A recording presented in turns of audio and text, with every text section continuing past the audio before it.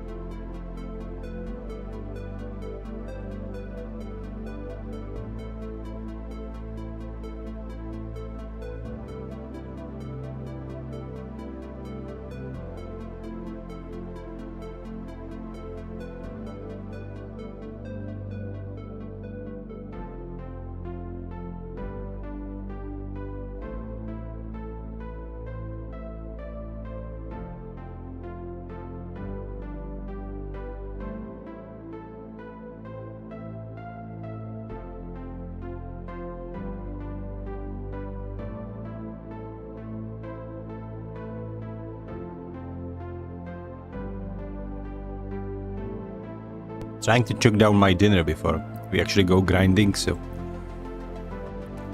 just a little bit more. I figured maybe if I put this starting soon skin with those cool effects and music, maybe people will come. So, but in a way like the Keanu Reeves memes, I mean, like, come to watch the stream, because they would feel like they can be here from the very beginning. And I get to eat my dinner, so it's a win-win.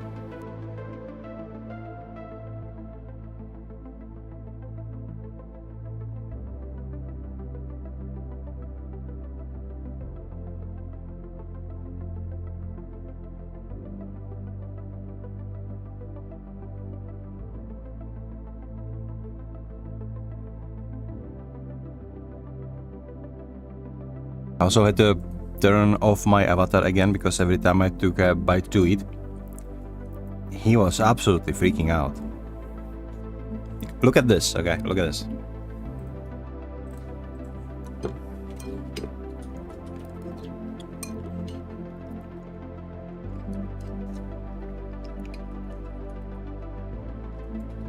Just no.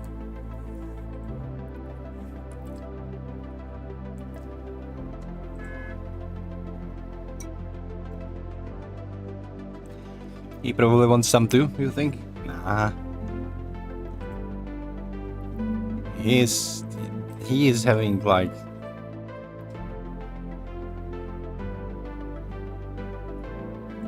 the loaf bread from, what was it called? The disgusting bread that they had in the city, in like Labyrinthos or close by. Archon bread? Archon bread, yeah. He has like Archon loaves. That's what he survives on.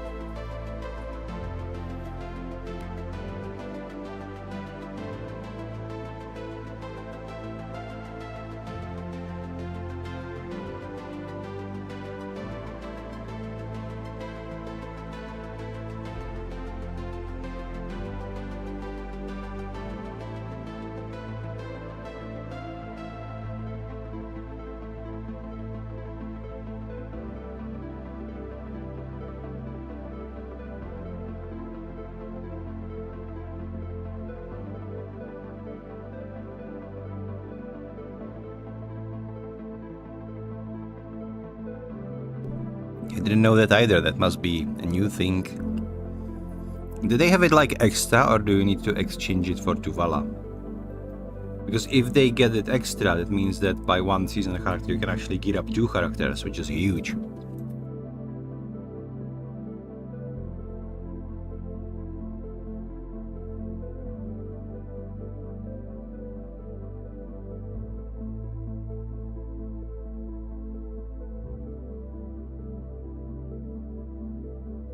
It's in rewards for season card. Interesting, interesting. Oh.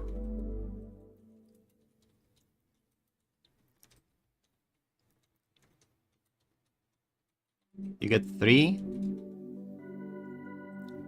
3... what? 3 what?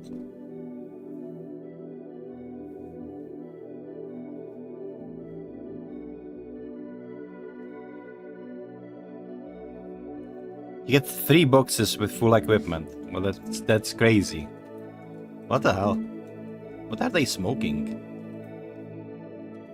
But I mean, like, that boss gear is pretty irrelevant. We are living in an age of...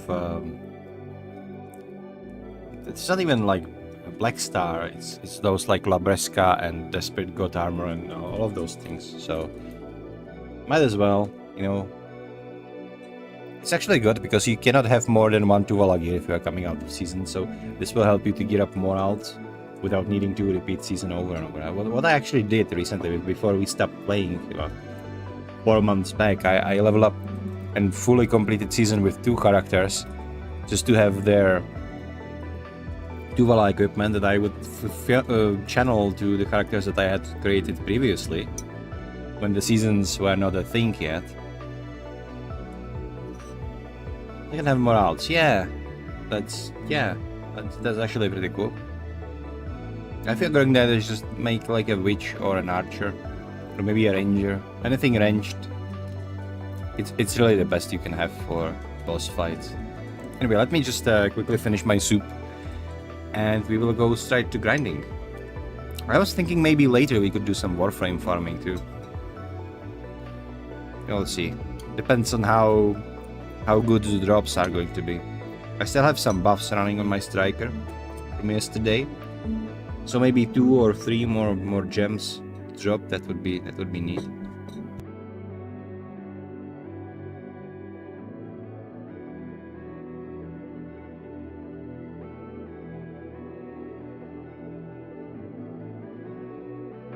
Archer is amazing as a boss alt, I agree. You get the range and you don't need anything else, literally.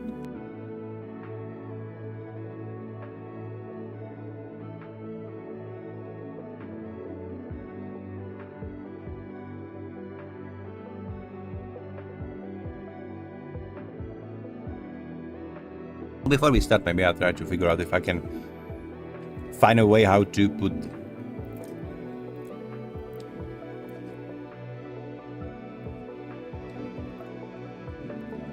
chat into the display, but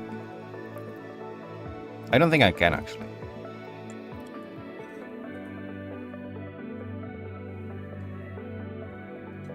I will have to figure this out eventually, but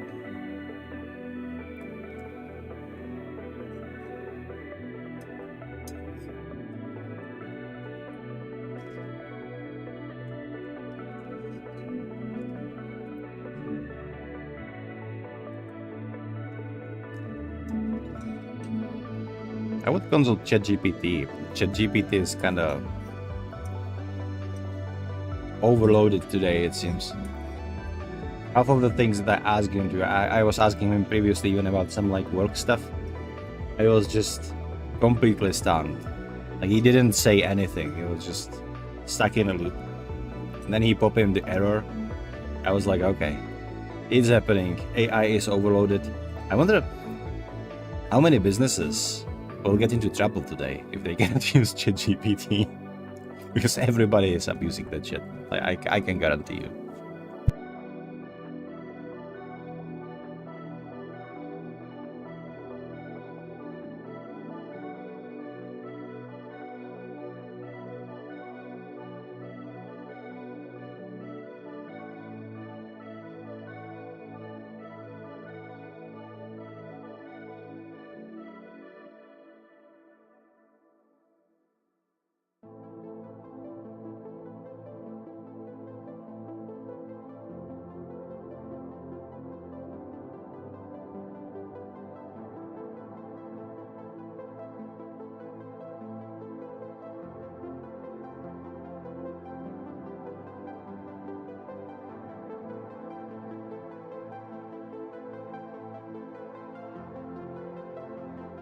officially finished. So let's pop in the avatar, shall we? Behold.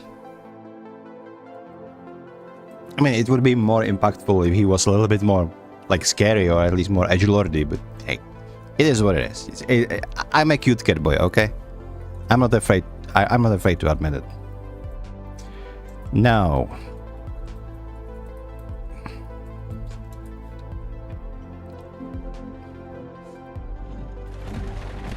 there we go.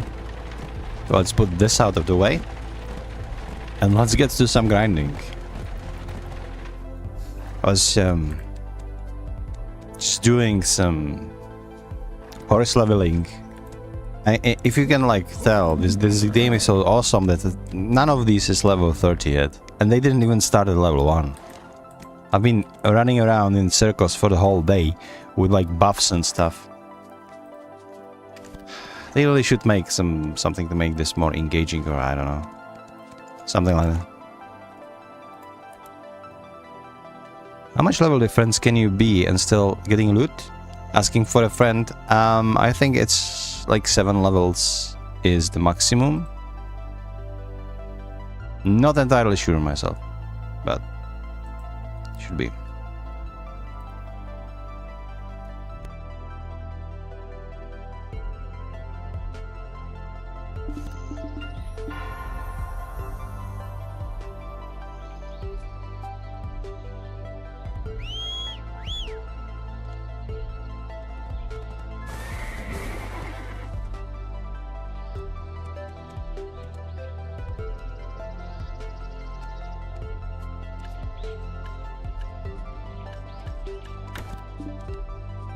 Thank you, Horsey. We're gonna have to abuse you a little bit, okay? Please don't hate me for that. So as you see, yesterday we get quite a haul here, actually. 2 of these crystals that I cannot use because I still don't have Karazat. But we will get there. Okay, we will get there.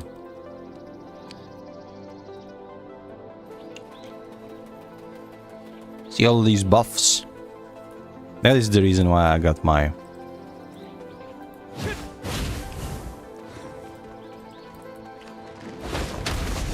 That is the reason why I got my crystals.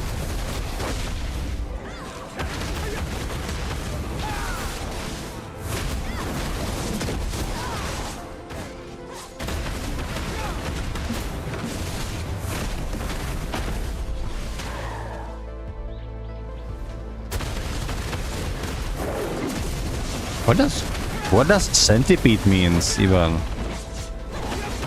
It just reminds me of Human Centipede. And I didn't even see the movie. I only saw like somebody reviewing it on YouTube, and that thing is something that is utterly disgusting to me. Straight up.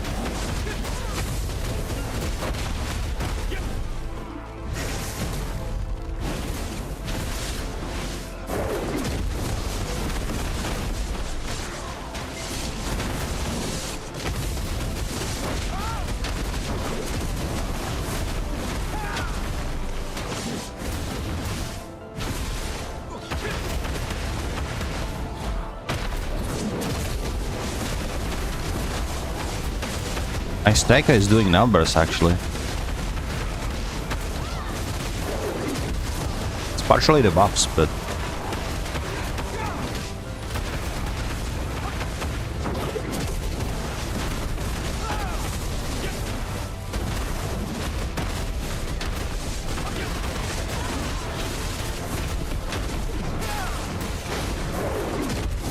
Where is the archer? Here it is.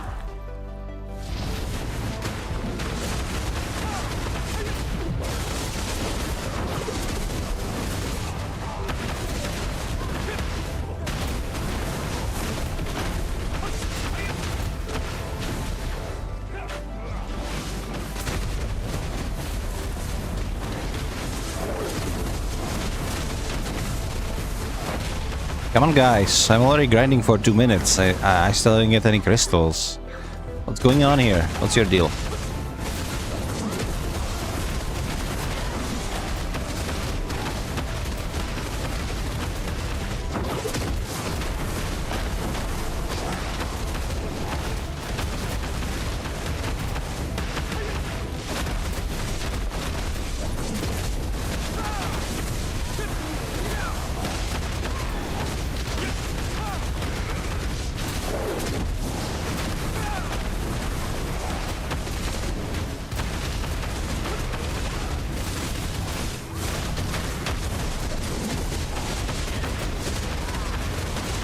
also like to try to go level up at... Not level up, like grind up at Mountain of Eternal Winter. Look at those. Yes, Eterra's Limbo is where you can get some pretty nice silver. But to get there you also need to grind the other locations first.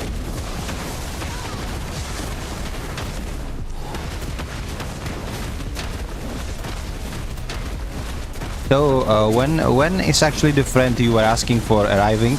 You know, asking for another friend?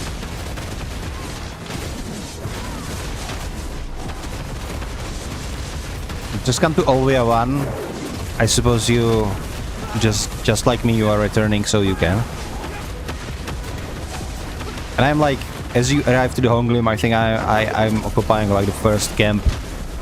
Oh, you see me here. Just send me an invite. But I hope really you are like level 55 or more.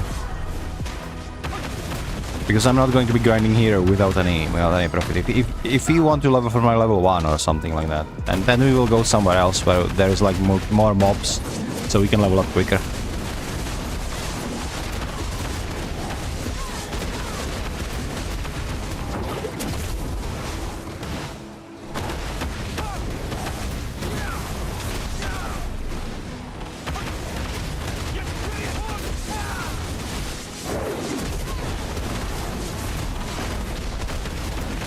So anyway, ball is incoming, so just level up, hoard up your silver, do not enchant, do not buy anything, do not do any stupid shit like that.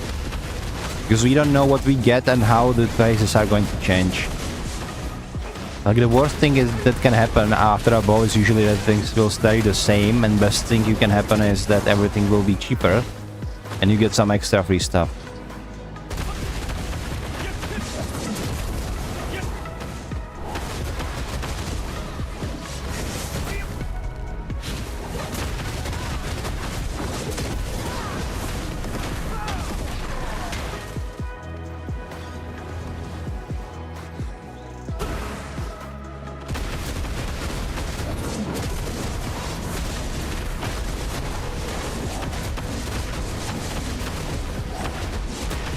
They didn't hurt at all. What the hell?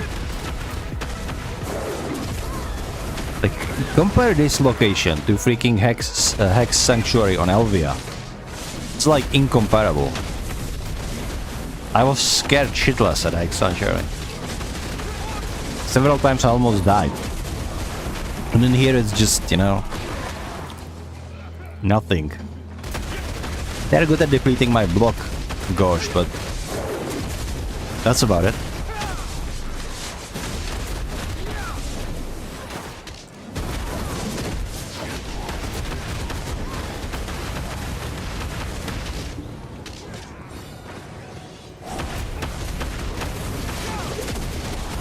I hope we don't have any echo on the sound department.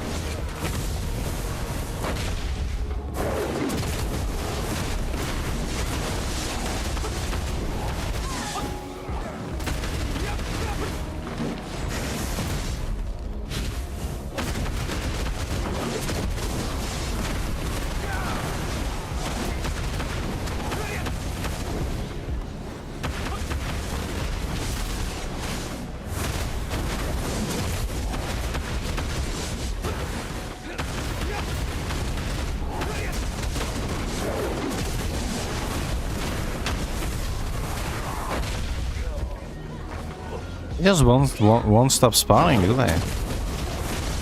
It's kind of amazing, actually.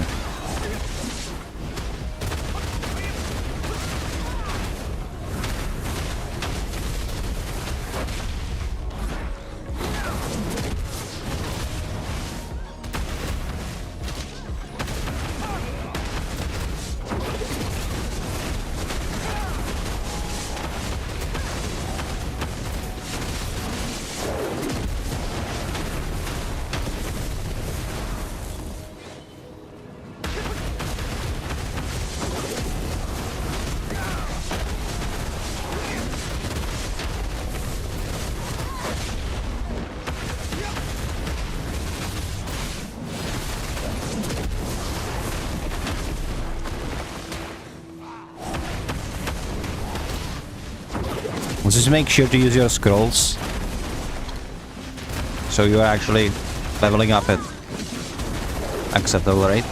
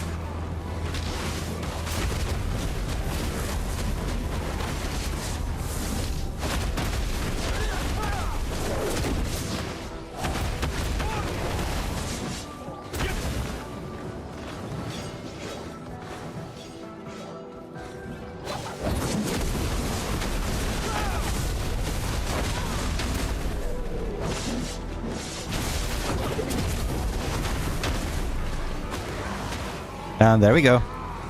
It's automatic now. Let's check the zones meanwhile. While the Gumiho is going to grind for us. So if I go here to the Land of Eternal Winter. See here? Yeah. I think I can grind all of those places actually. Nice. Even though the threshold is kind of... Well, this one is good. So... Ojing Chinese, would it be?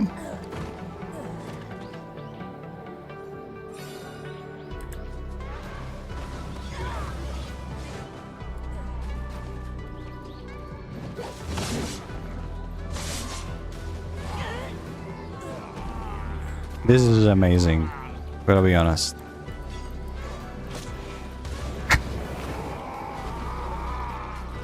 Yeah. Stay more often next time. And longer, please. You can sleep in your tent leeching XP, yeah.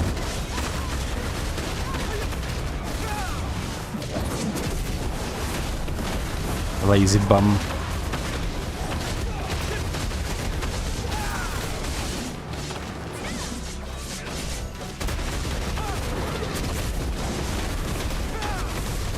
Does sleeping in tent actually does anything? Because I know that if your character is like sleeping in bed in your house, you actually get your energy replenished quicker. But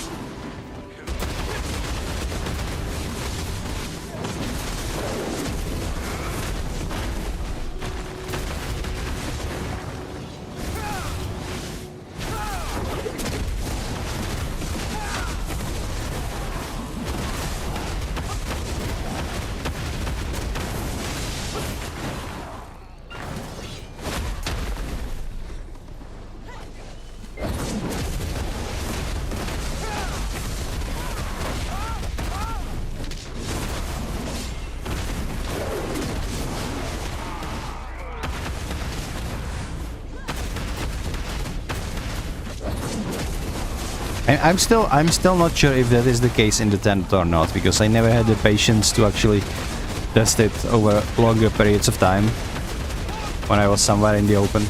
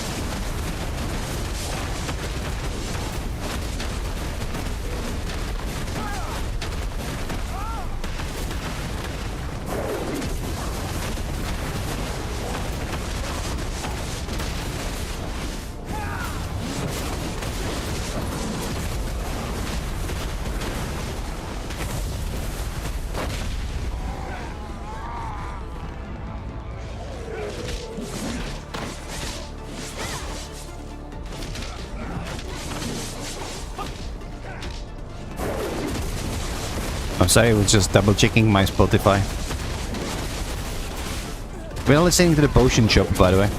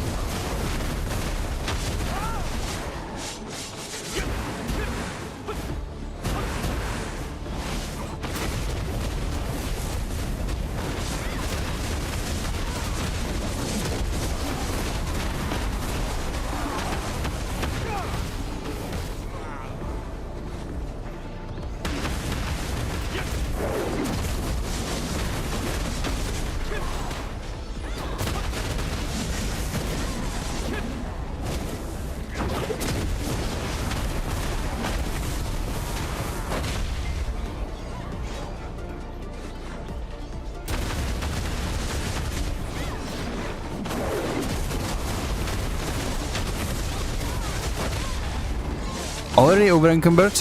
Really? Come on guys, not cool.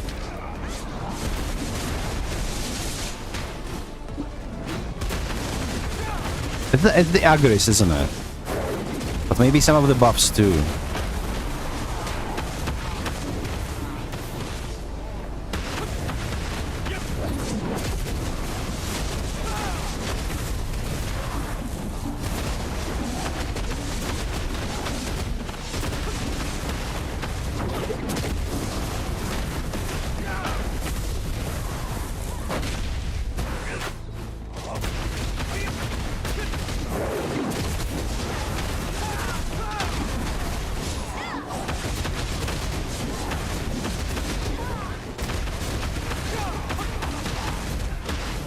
Okay, we will wait for one more Gumiho. And once she's done, we will just go put all of the trash loot onto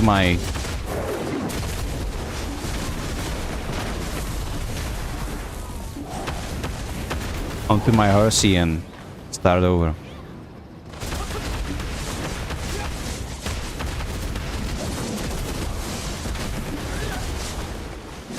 Yeah, I noticed somebody is standing there, but hey, if they want something, they better ask, okay?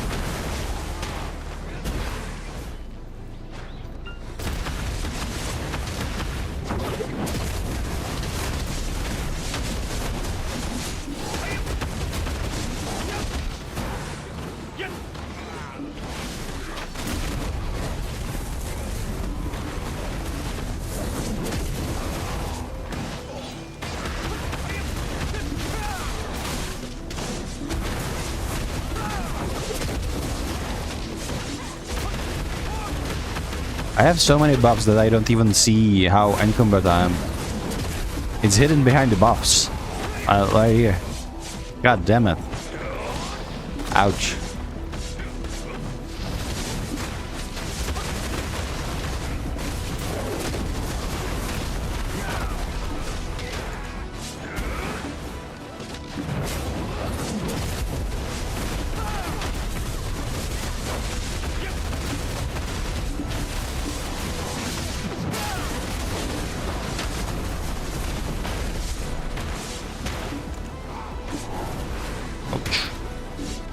Guys, stop knocking me down. I'm so fat I cannot dodge. No, I'm essentially Dark Souls fat rolling right now. Getting too much stuff.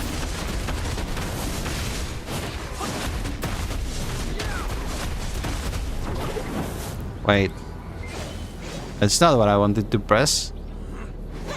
Oh, come on.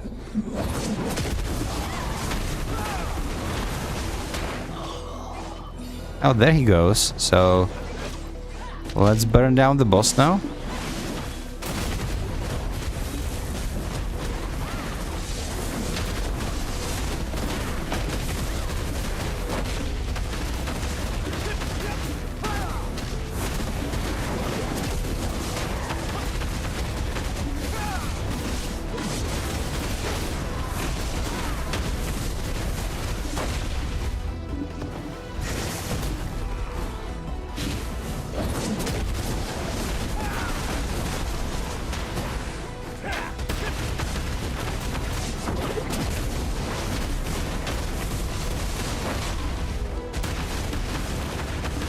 And boss was a lie? No, it wasn't.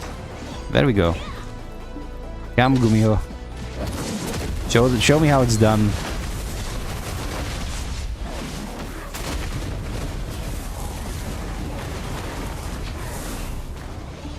Nice. Look at how slow I am. God damn it. Okay. Open inventory.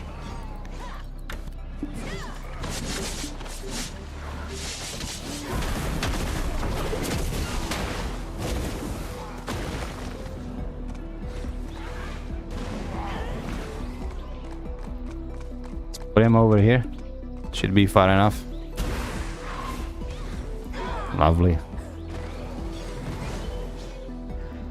I hope that horse is far enough though.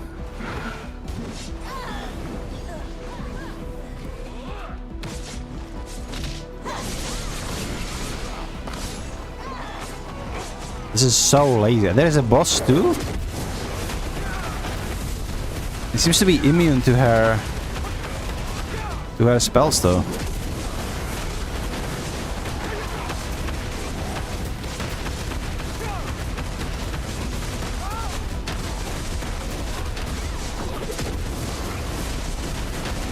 What the fuck is that? It's that's the... My black rage is restored. Oh. Oh.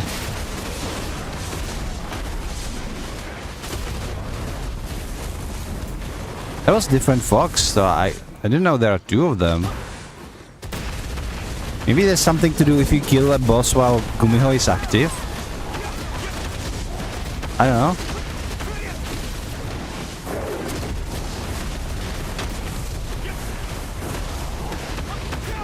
Yeah, he gives you Black Rage, which is like, whatever.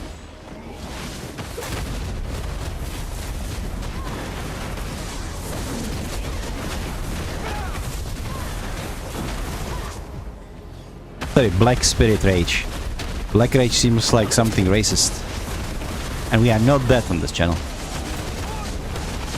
Not even that, like, Black Spirit Rage is... For Striker is just like super AoE. So it's actually very good.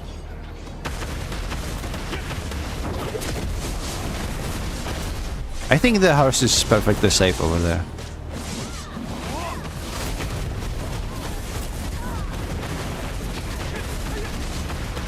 It's just running for the flag. And that's it.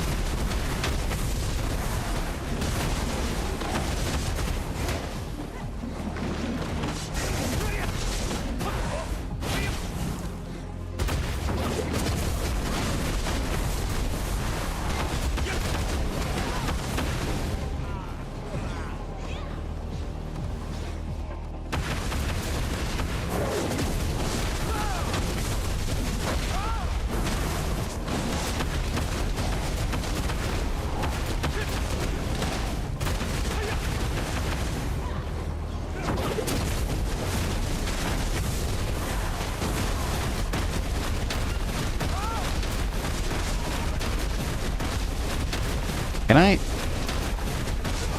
There we go. This is the spell I wanted.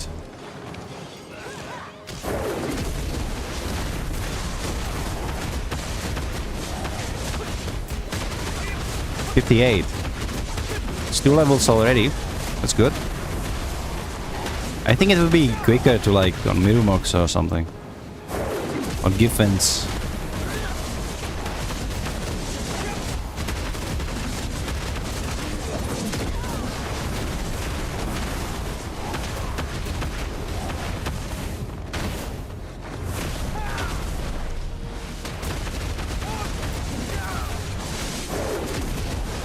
Yeah, they can go full AFK, yeah, that's true.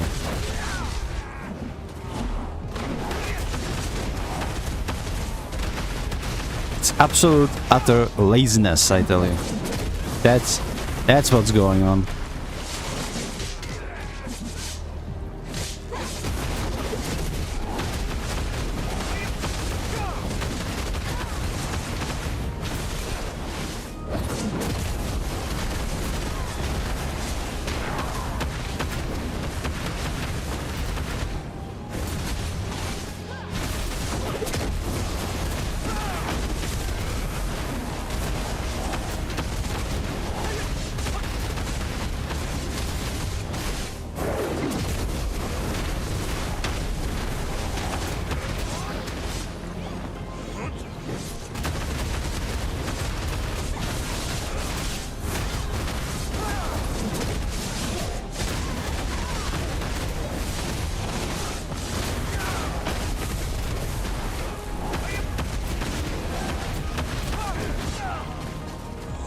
I'm always on my ass, man. They just keep knocking me down. And it does nothing. Like that little damage that I take gets immediately healed over by my fairy.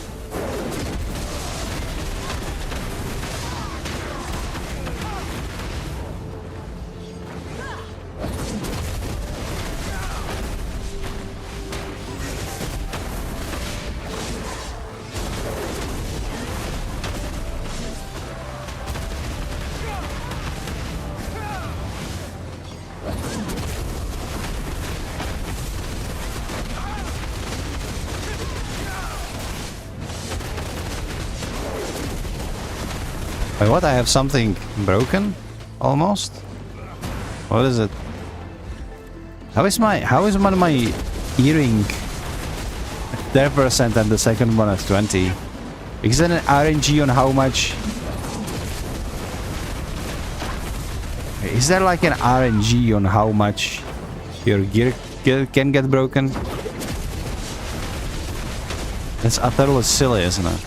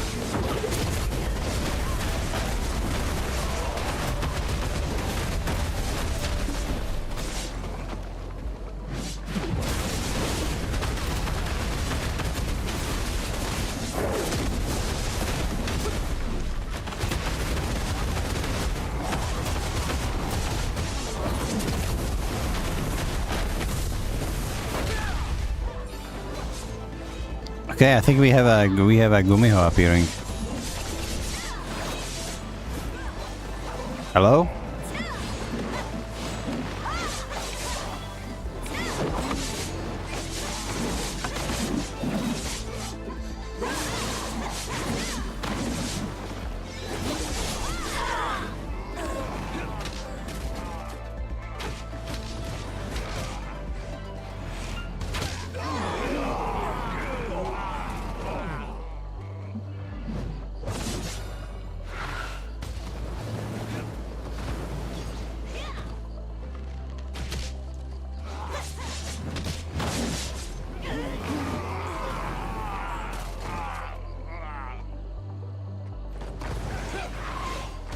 This is so cool though, like honestly.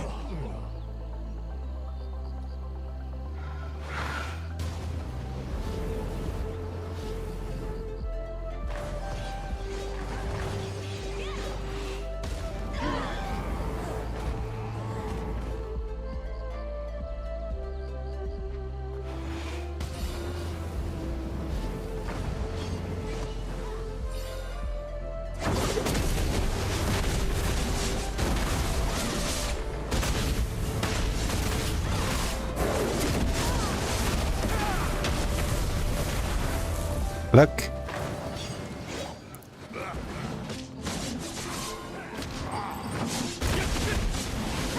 The black fox again. How is she manifesting? From what? I guess probably something to do with the other Gumiho.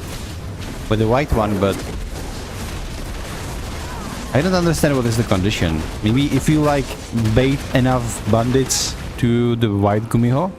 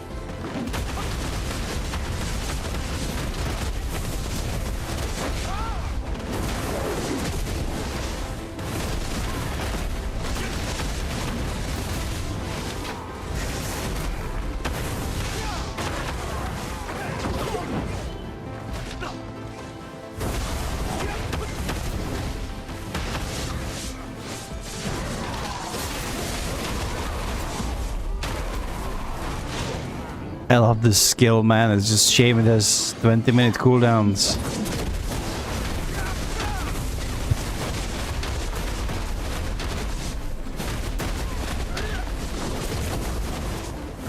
Watch the video, but all he said is that she appears when Gumiho disappears.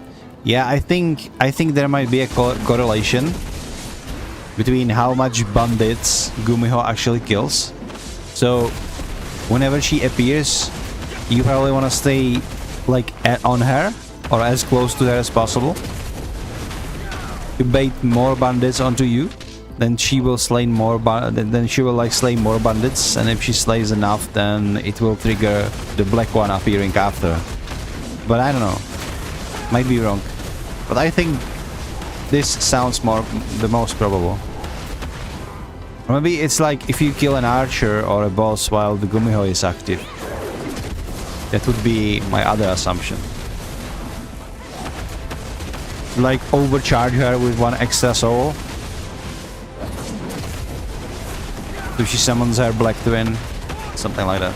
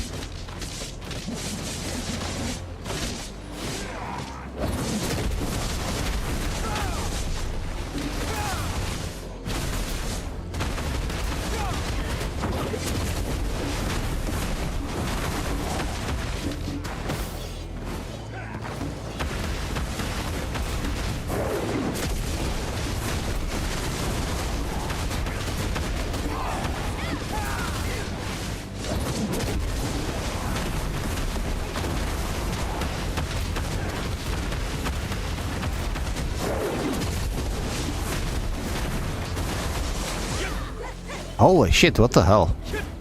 My buffs expired and suddenly they started to hurt. God damn it. Probably should at least... Well, I do have my food up, so...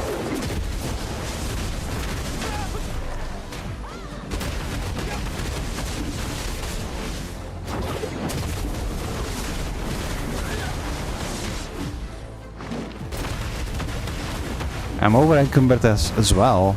God damn it.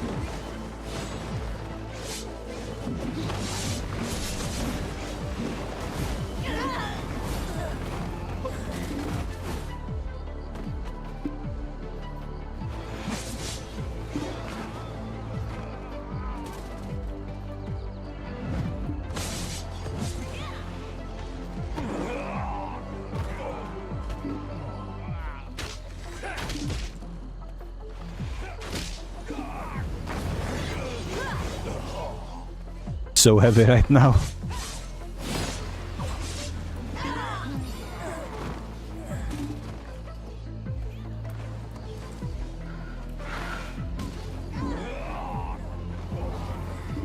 Are we done? Are we done? No, we're still not done. Okay.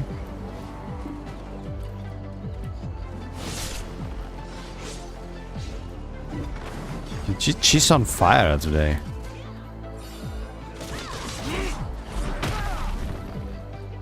Look at how slow I am now.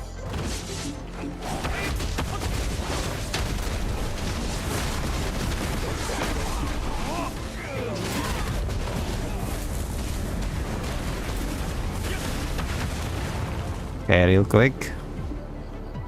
Put everything back onto my horsey. Oh, you cannot, because, yeah. My bad. Oh. Well. Should have been more careful.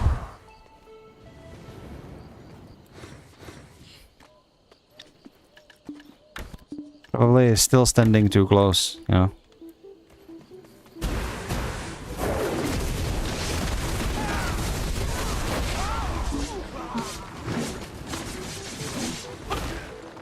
Just make sure you didn't lose any crystals.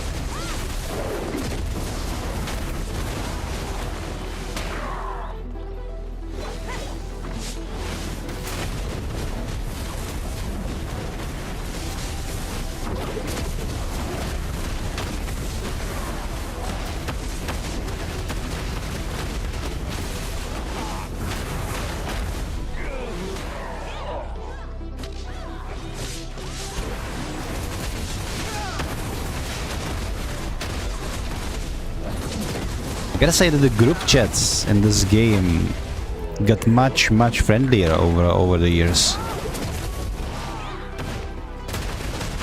Yeah, I don't wanna... Oh, gear. I'm sorry, bro. I don't have that command up. But if you wanna see my gear, you can look up right here. I have like some basic Labresca armor. I have Pen Black Star items. I have Pen Kutum as my offhand. And I have full Tungrat accessories because I didn't get to Karasat yet. So yeah, nothing special, but even with that you can manage on Honglim, which is like only location that can grind in Land of Morning Light. But that's a good point. I might implement that bot that would show up my gear at certain level.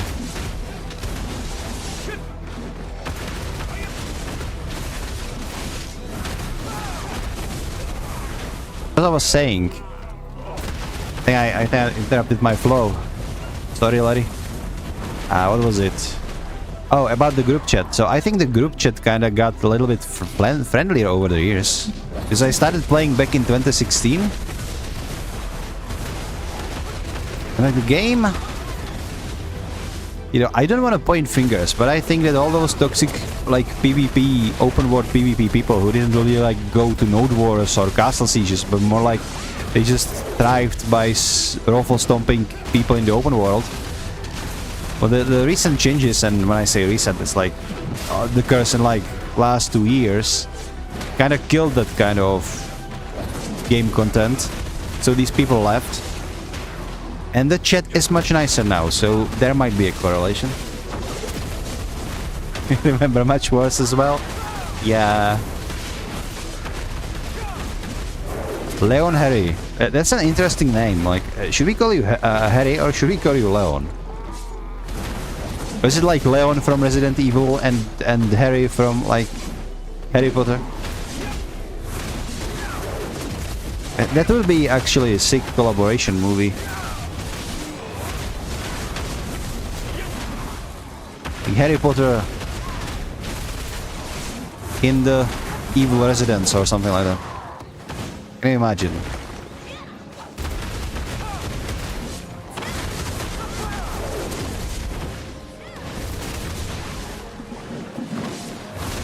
When?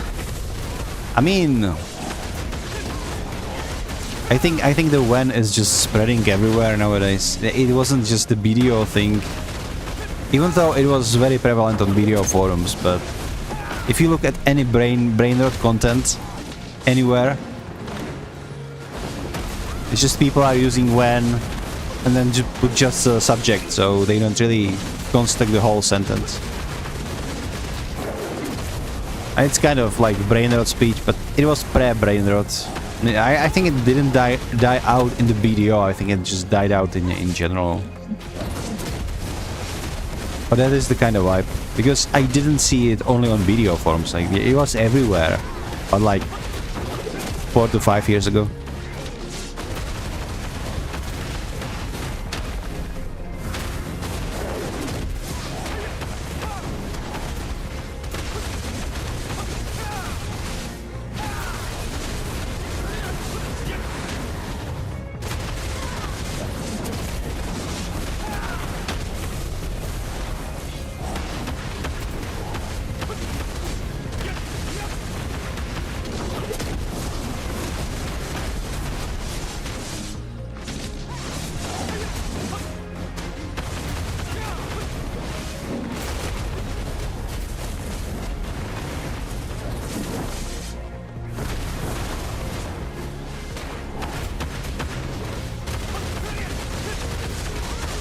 We are almost out of Agris.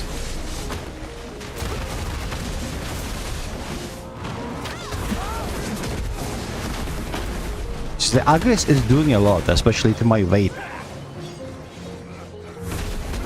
But I like it, because the silver I'm gonna get is like something else. Something else for me, I might add, because I can imagine that people just grinding spots like crazy without these kind of issues.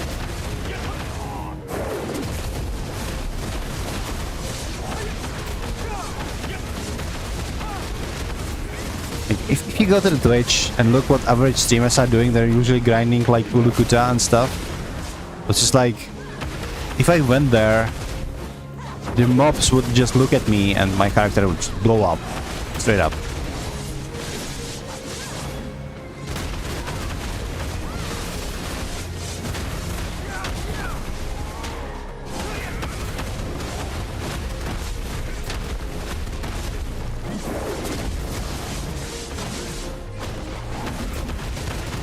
Like, surprisingly, this game doesn't really have FOMO that much. Because you just simply can do your thing and tackle your various grinding zones as you're ready. A lot of the PvP is gear capped anyway. So if you want a PvP, you just need to get good. You don't really need gear. Because into like various those node wars that are uncapped, only like crazy people are doing those. But most normal people are doing like Arena of Solar or capped node wars, etc. And in those kind of scenarios, it's more like get good and you're gonna win, or you have a shot to win. And if it comes to grinding, it's like, yeah, just do the Do the spots that you are prepared for. There is so much content in this game. Even if the game is clunky as fuck and it's running on spaghetti code and it's pay to win as hell, still so much stuff to do.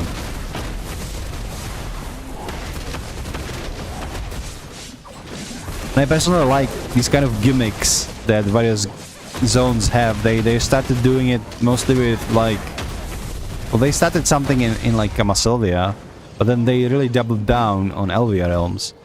And in here you have like Gumiho, so I wonder what kind of gimmick other grinding zones are going to have. Okay, grind it through all my agris, so that's super good. Now it's back to basics.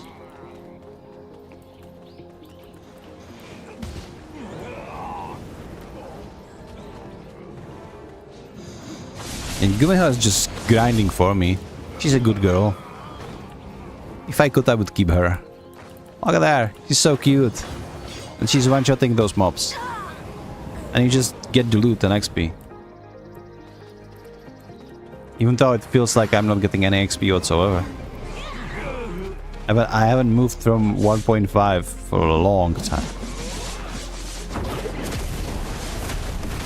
Which is kind of weird.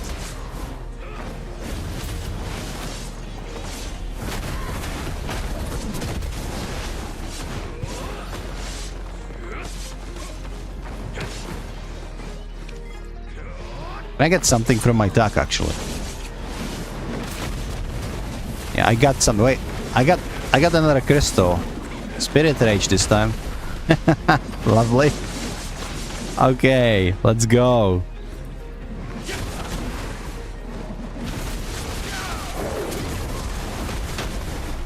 This plate AP -4? What? So you get more Spirit Rage, but you get less AP? It doesn't seem like a good trade-off.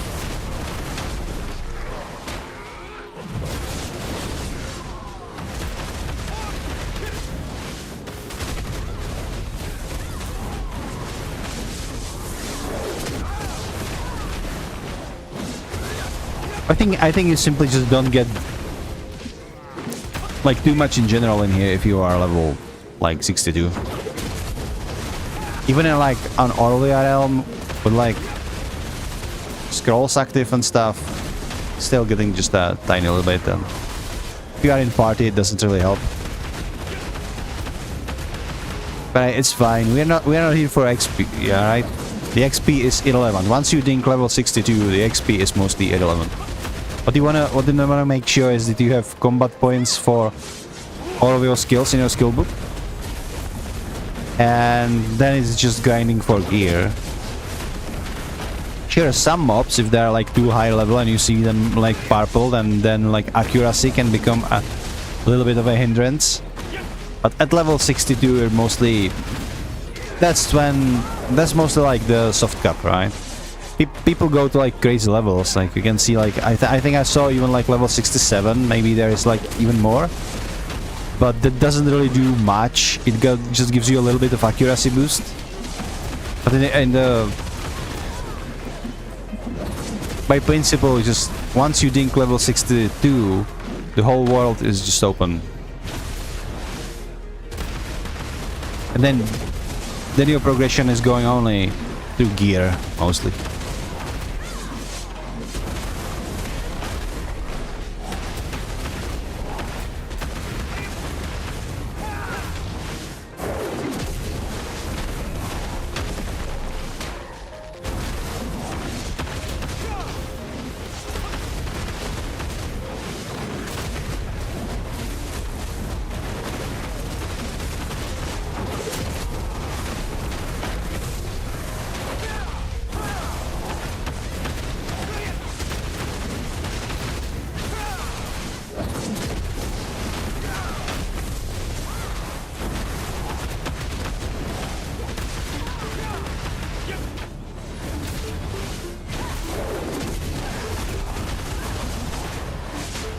Ouch.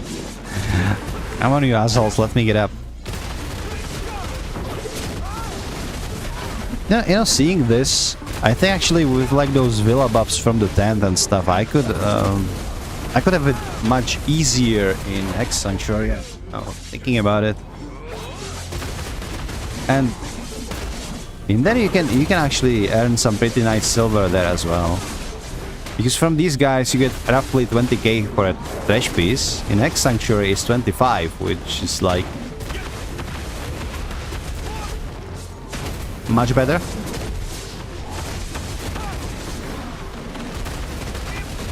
Even though those crystals that you can drop here are much more valuable nowadays, I would assume.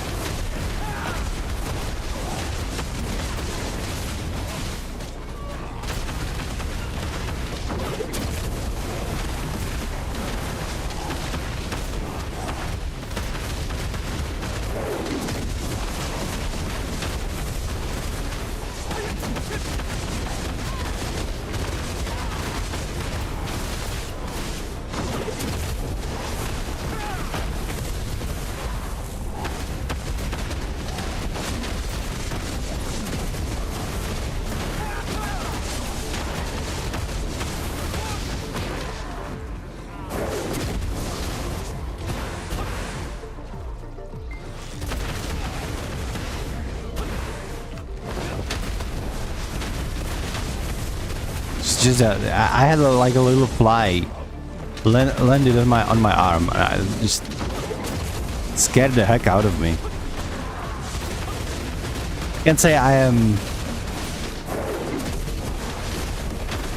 fan of bugs. But like in software bugs I don't like them, and in nature bugs I don't like them either.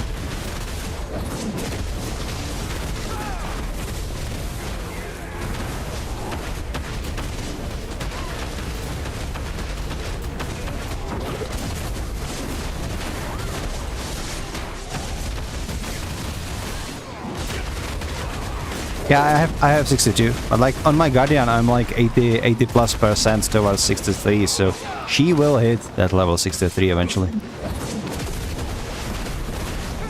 Which is like, I don't mind, I kinda like this. Okay, eat my Black Spirit, dude. This skill is like bonkers. You can use it once every 20 minutes, and only if you have 200% Black Spirit Rage, which is not something that normal people have. Just, you need to be special like me and using Tungrat for whatever reason. Or maybe there are some other things like the artifacts or crystals that you can achieve that. So it depends if your class does have good spell at 200%, or if it's just 100% and you just go, because that's good as well. Okay, good. Gumi. Get them. Get them. Come on. Nice.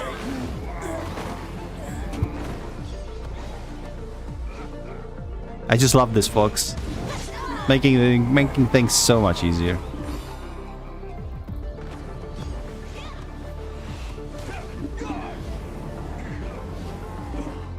Did he move a bit further away, by the way? Because after this Gumiho is done, I will need to empty my inventory again. Make sure you're not in a like vulnerable position.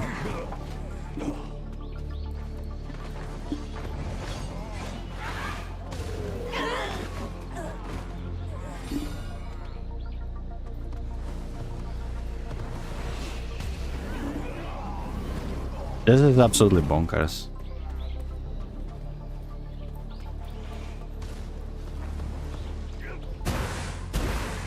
Yeah, let's yeah, she's disappearing. Okay.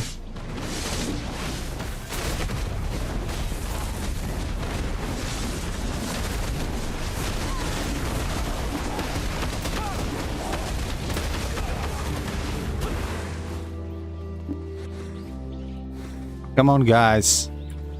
Let me put the shit on the horse place first. And we can dance again. Okay, I promise. I promise I'll be back. You have my word. So, inventory? Ah, that's not it. This is it.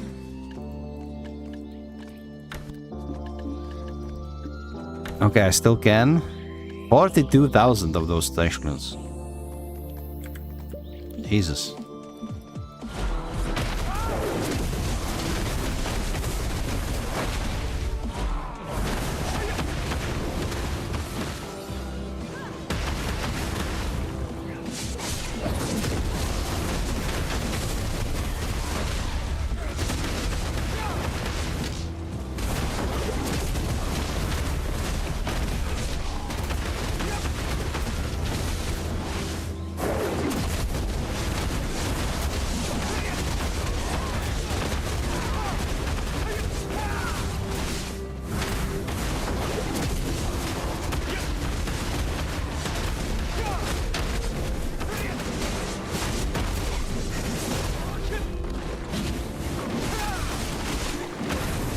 Ouch. Ouch again.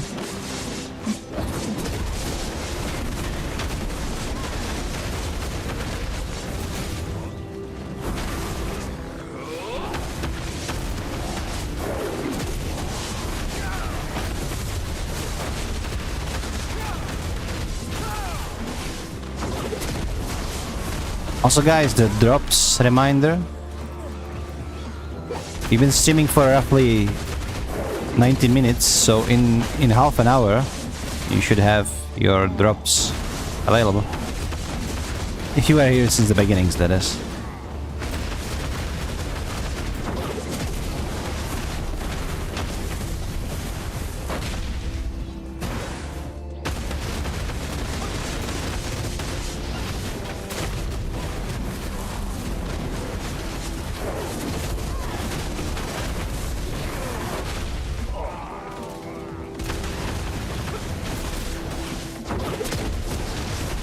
This grind spot is so comfortable.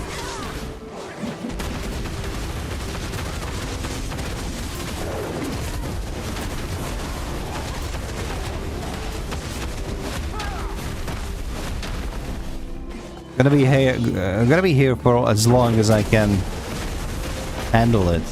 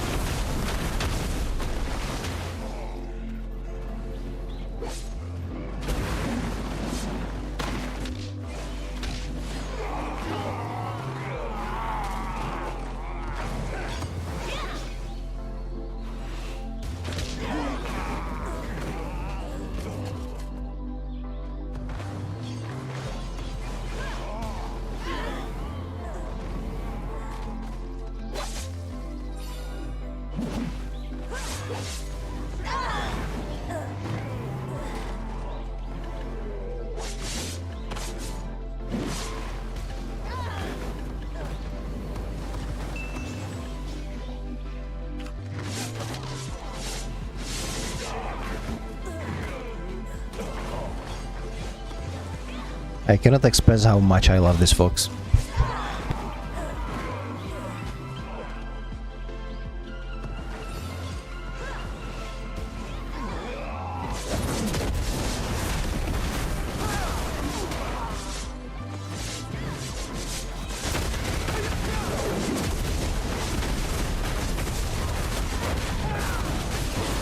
And I just got another crystal because why the hell not? I love this location.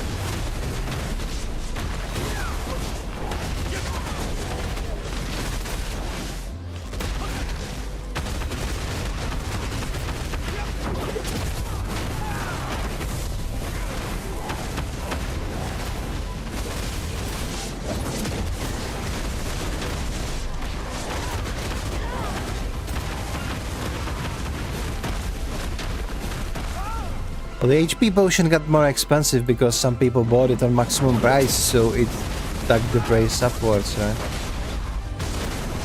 That's how a marketplace works. I know.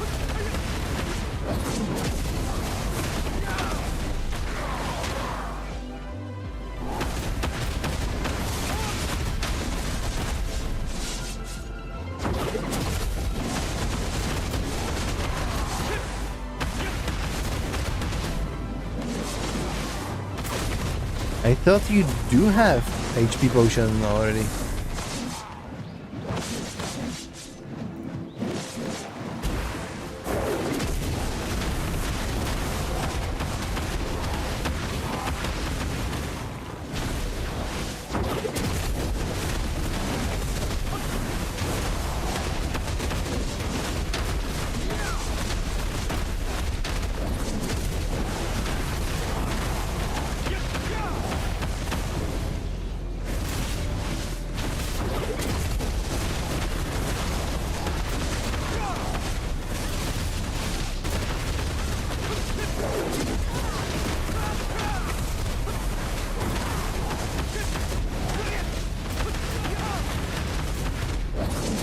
Bought it yesterday for 1 billion. Oh no, max price, now it's 1 billion price here. Well, I was thinking that 1 billion would be kinda cheap for a HP potion.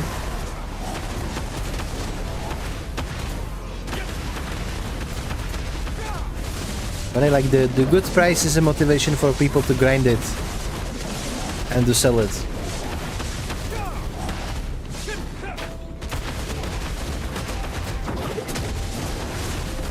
That grind is long, so you can expect it to be cheap on the marketplace, and there are no shortcuts to it. Like, you can argue that Atani's elements are kind of a shortcut, but you still need to grind those 600 PT pieces. It's just a matter of where you are grinding. Thanks to Atanis, you can actually pick some different spots.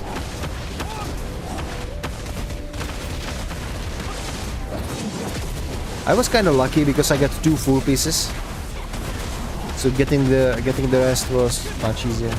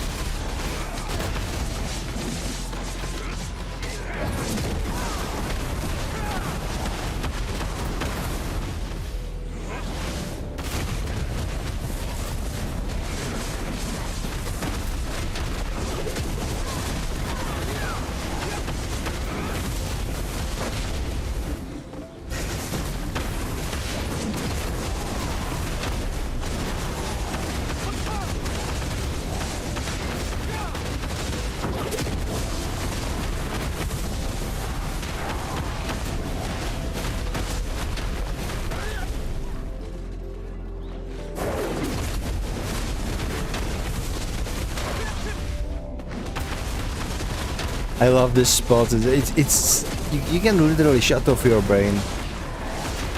I can focus on chat. I can like talk in a group chat, whatever. I'm still making money.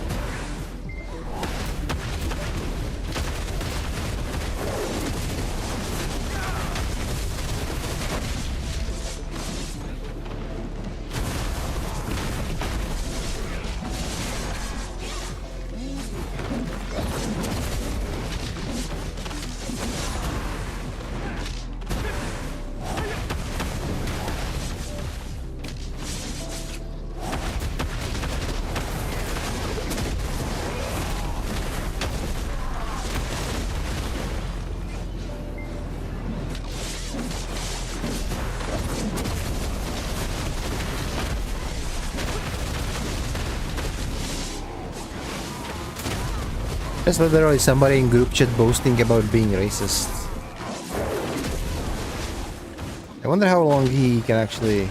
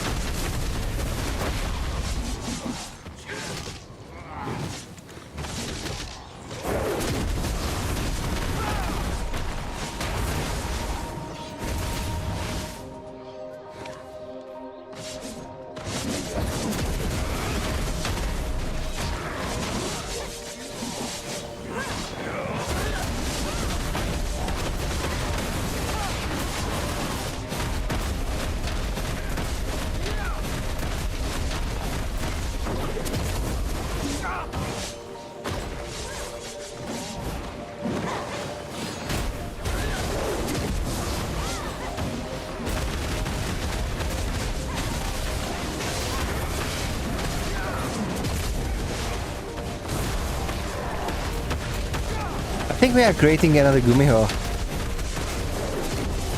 That's kind of great. Yeah.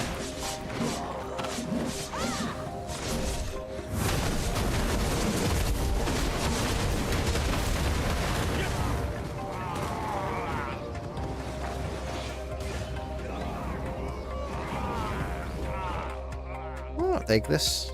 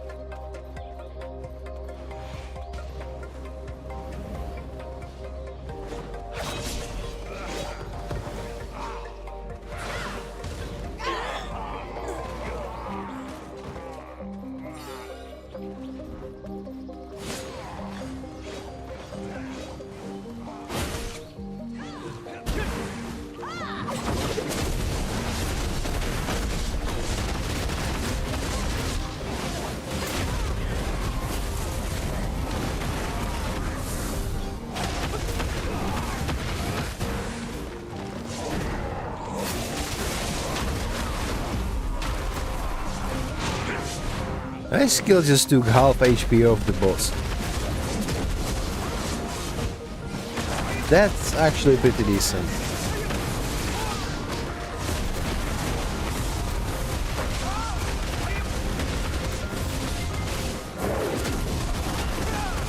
And I got another crystal. Fine. Take it. And the red one even. Nice.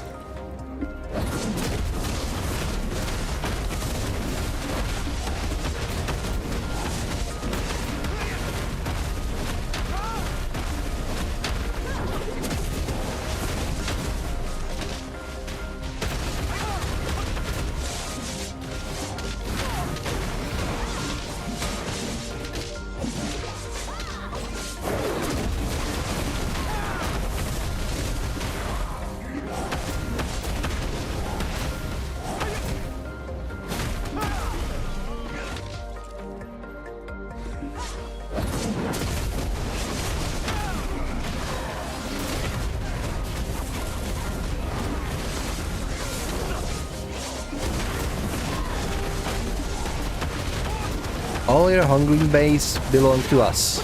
I like that achievement. I hope that's a title or something.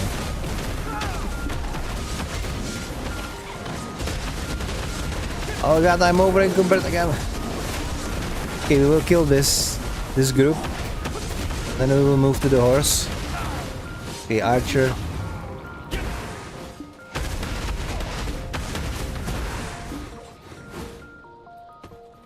Come on guys, chill.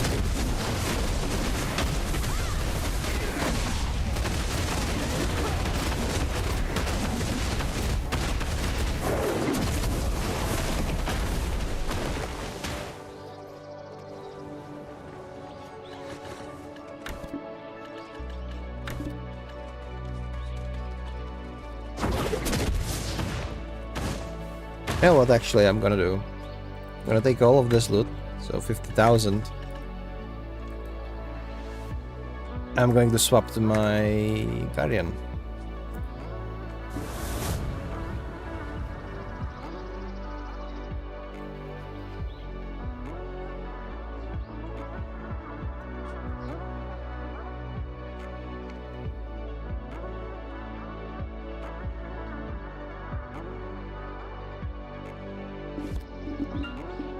Okay.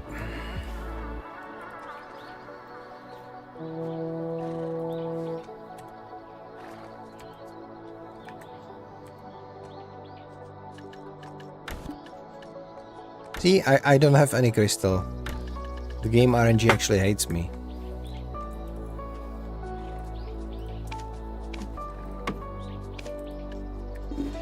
So, shop. Let's boost our quantity.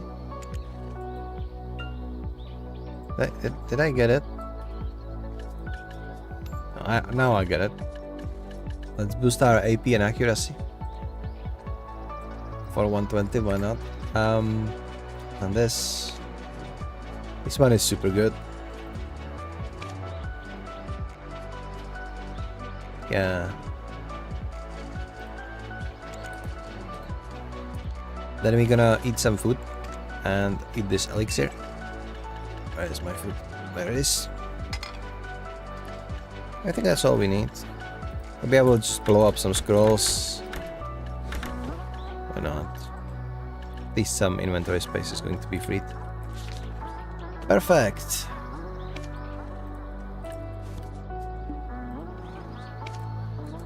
Let's go.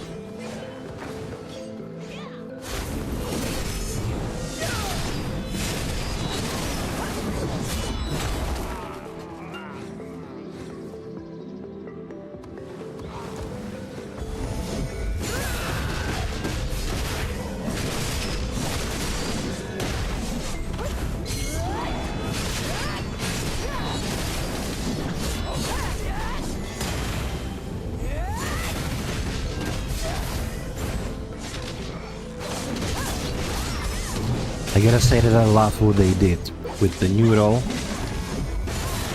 The roll is actually usable. They made it faster. And they gave it iframes.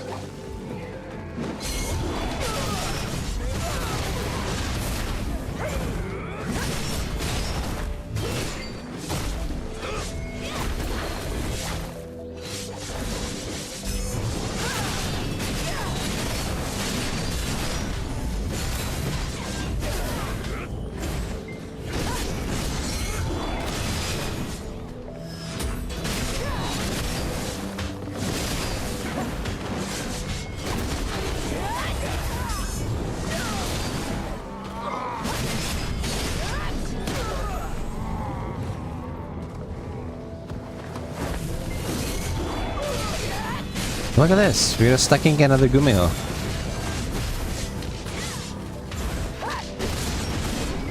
I like it because the box is very powerful. You love when she appears. But also the fact that you are just stacking these blue orbs together gives the fight dynamic. Basically what you're striving for is just another Gumiho. So you're trying to clear the mobs quick. And I just got another crystal, by the way. I made sure reaction this time. Okay, let's go. It's evasion 1, not the major action. Wait, this is the major action.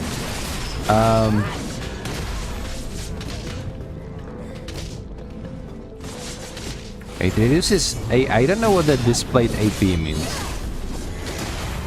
Like, why does it reduce your displayed AP? I don't understand. What does it even mean? That you look weaker than you actually are? For whatever reason?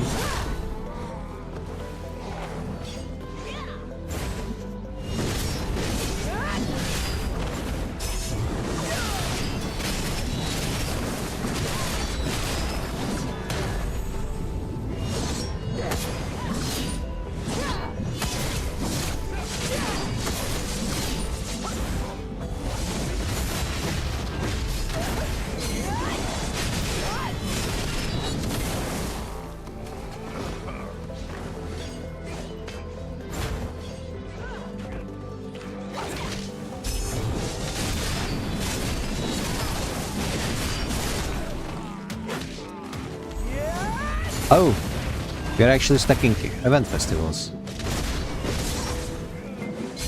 I had like 150 yesterday, and I also have like 50 in the, well, not mailbox, but the event box. So it's this, right? Yeah. So I have 100 in here.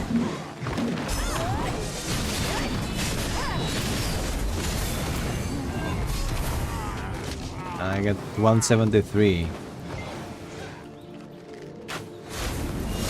I think this time I will go like full bonkers on that event and just buy everything they had to offer.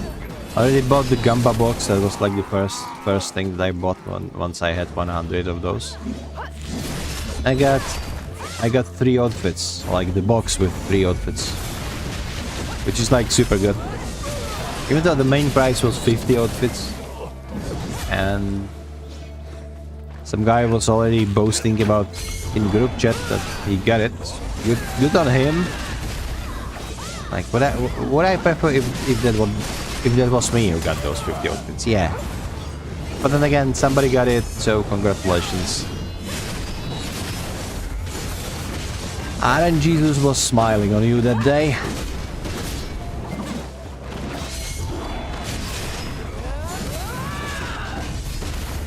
You can sell the outfits, by the way. Do they make good money nowadays, though? It used to be like 300 million or something. It was absolutely ridiculous. It's like one and a half bill now. 1.7 before. Yeah, that's roughly slightly under 1.5 bill, which is like okay, not bad.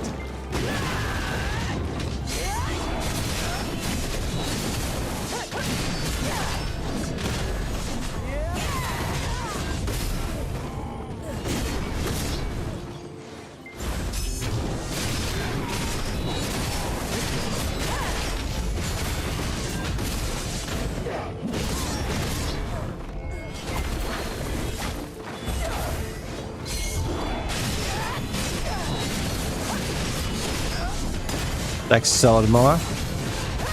Oh, it's like 30%.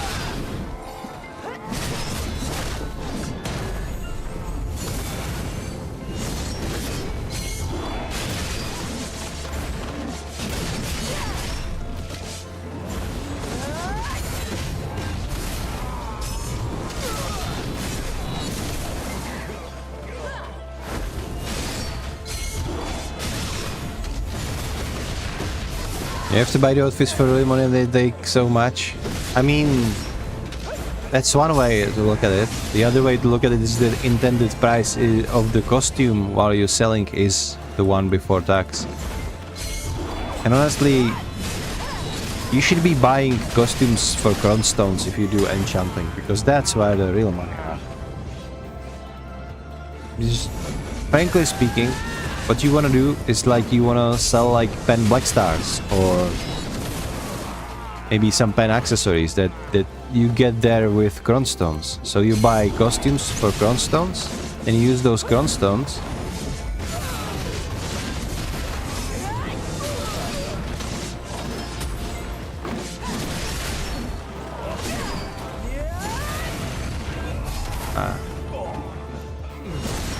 I mean, you're probably correct.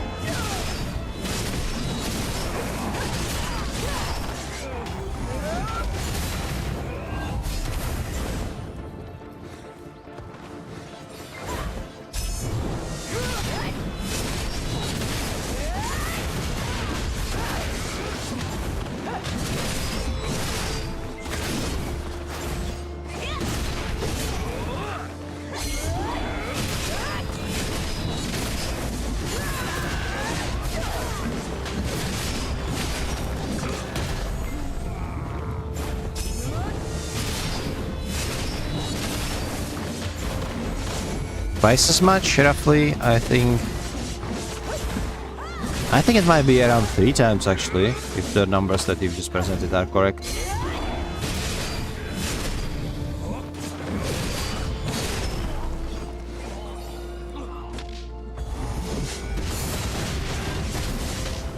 I think we have another Gumiho situation, by the way. This is amazing.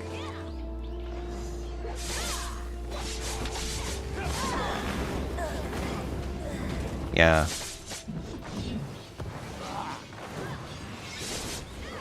Gumiho does the hard work and we ripe up the loot. It's a win-win situation.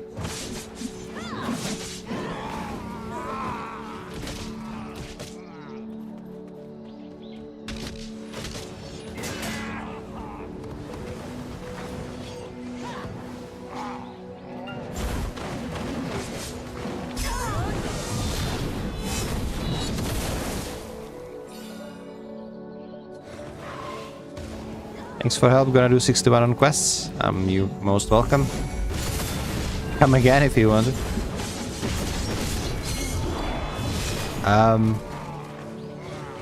Well, she's still up.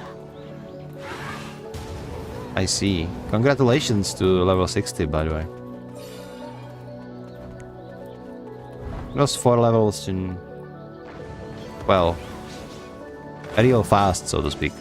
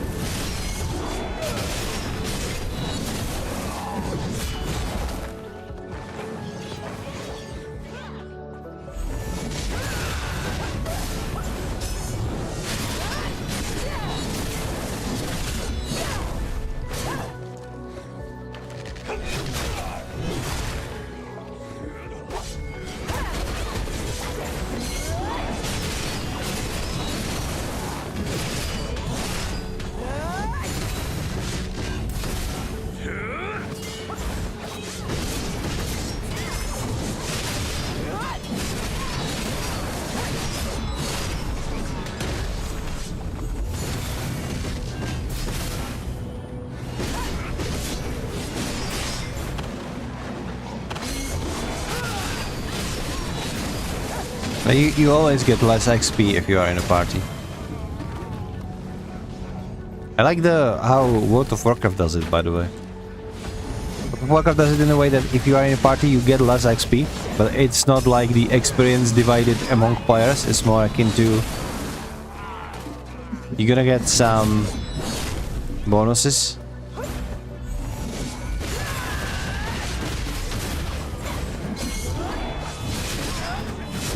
Like I think 33% is party bonus.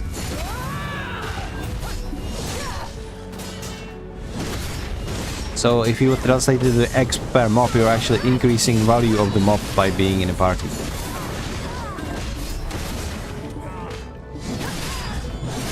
You get less overall, but the party gets more than they would get if they would kill the mob solo. Which I think is the way to go.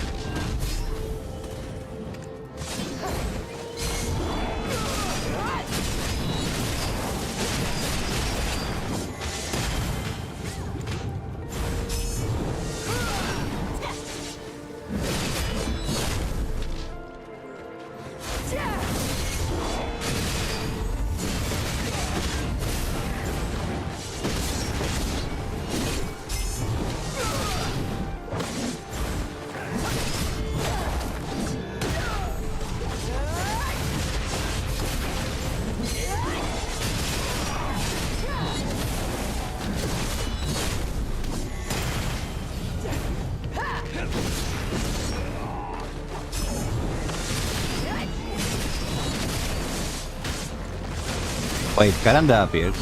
Could I go to Karanda? Well, probably should. Good. Let's kill this group. And then we can go. We also need to swap channel too.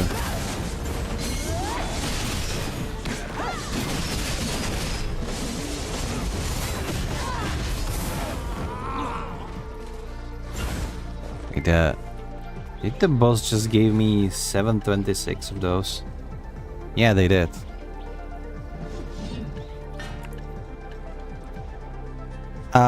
Be with you in a second. I just need to relook real quick. So hello there, NC. I'm gonna call you NC. If you don't mind, I'm trying to get Honglim myself. I'm pro 278 AP and so DP is decent. It would be possible to farm there, I think, even though you will be on a low end. Make sure to get like villa buffs and maybe some potions, because Honglim are quite, I think 300 is the requirement, so you are 22 AP short, but with like potions and stuff it could be possible. But that DP, You would need to be careful, especially about when the boss appears, because he can knock you down and then they can swarm you and kill you. So you need to be careful about that. And once you get your DP a little bit higher, then they wouldn't hurt as much. It is absolutely doable, but be careful, okay? And bring buffs, because if you don't bring buffs, you probably will be able to kill them, but you won't be able to kill them fast enough to be efficient. So there's like this huge misconception in video, but like one thing is if you can handle the mobs, and the second thing if you can be efficient if you are farming the mobs. Like efficiency is the key, because if you are not efficient, you're not actually making more silver than on a spot that would be more appropriate for you. So I think realistically you could be efficient depending on what gear exactly you have, with if you get some potions and stuff like that. But if you are talking about just silver that you can make per hour, it would be probably better if you would go to like Histria, or if you don't have your compass, or maybe somewhere in Mountain of Eternal Winter, or maybe some Elvia realms, yeah?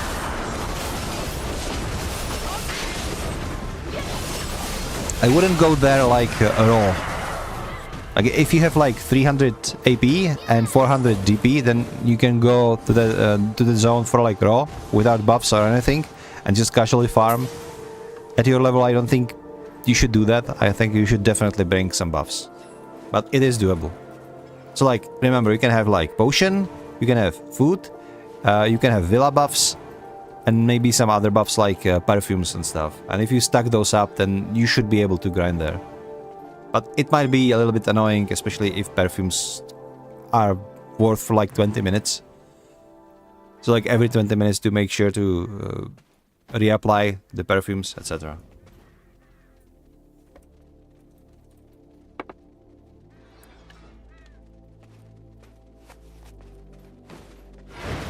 Of course, other thing that you can do is you can make sure that you have optimized your crystals, which is something that is more obtainable than the hard gear itself. So like have crystals that increase your AP to the next cap, have some good artifacts, especially if you are focusing on monster farming like Honglims, then take those artifacts. What do I have here? I have like melee AP. If you would have like monster AP, it would be much higher, which not sure if I have those on my mains. I think on my mains I have these as well. But if I look at my artifacts right here, so for the PvE, I have extra AP against monsters, and if you look at effects right here, it will give you some monster damage reduction, monster etc. So if you cannot afford the gear as it is, then you can also optimize like these kind of secondary stats towards monster to have it a little bit easier. Best server per hour to be farming right now. Okay, if we are talking about best silver per hour for all my silver into buying 3 boss gear to melt boss aura, I have aqua. I'm not okay. Let me read that. It's gonna take a while. Should I be dumping all my silver into buying 3 boss gear to melt for boss aura? I have Aquila Crystal already, just need the aura, mem fragments. Okay, so think about silver. Think about silver is... You shouldn't be hoarding it. You should be just immediately dumping it into your gear, right? So, but if we are talking about looking for silver per hour, then at your item level that you have right now, or gear score, whatever you call, I don't think Honglim is like the best silver per hour. I think maybe some Calpheon Elvia realms could be better, right? Maybe you could also grind on Histria, even though Tangrats are not being sold as well as it used to be. But if we are talking raw silver, then Histria is still great, and you would be absolutely peachy in there. But I would suggest against dumping all your silver right now, because there is going to be soon the Hadal Ball. If you know what it is, it means like there's going to be like development stream and a lot of promises of what they are going to deliver and they usually also give us like hammers and some free stuff. So I would just hold on to your silver right now, wait for the hydro ball, see what we get as freebies, and then adjust and decide what to buy after.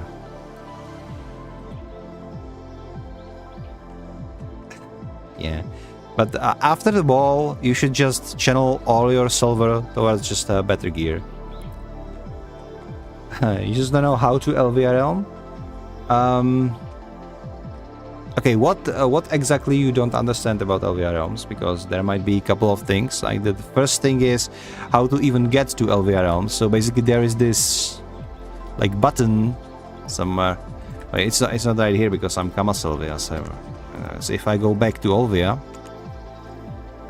it's a second before the loading scene transition. I don't have any bots active yet. I didn't figure that out just yet. I'm beginning as a video streamer. I'm mostly like variety streamer. I've been focusing on video lately, but maybe it's some other time. However, LVR Realm, you just click this and it will swap you to an LVR Realm.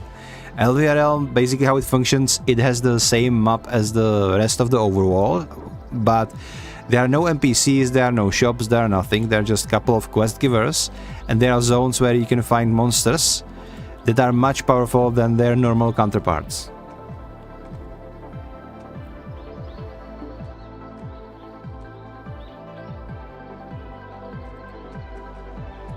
Oh, you're asking if you can like send a link. You can hold up.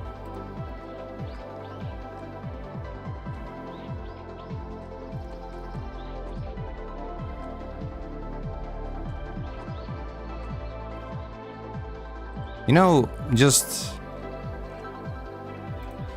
send it to me throughout the whisper.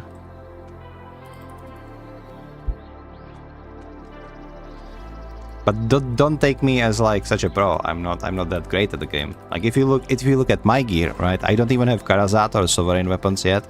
I'm just holding on to everything. So basically what I'm using is Tungrat, which is kind of good for beginning because they recently added the 5-set Tungrat to give you plus 12 AP.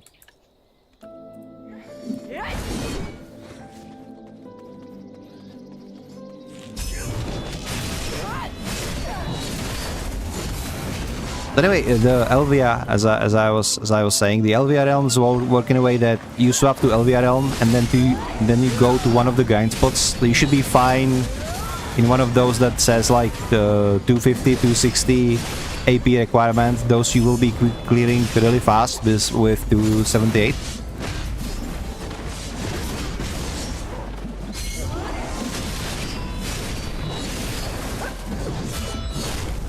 Okay, I'm gonna check your gear now. If these assholes let me beat her. This archer's looking at me funny. I'm gonna kill him first. Okay. Let's see. Oh, so you're playing the die. I see.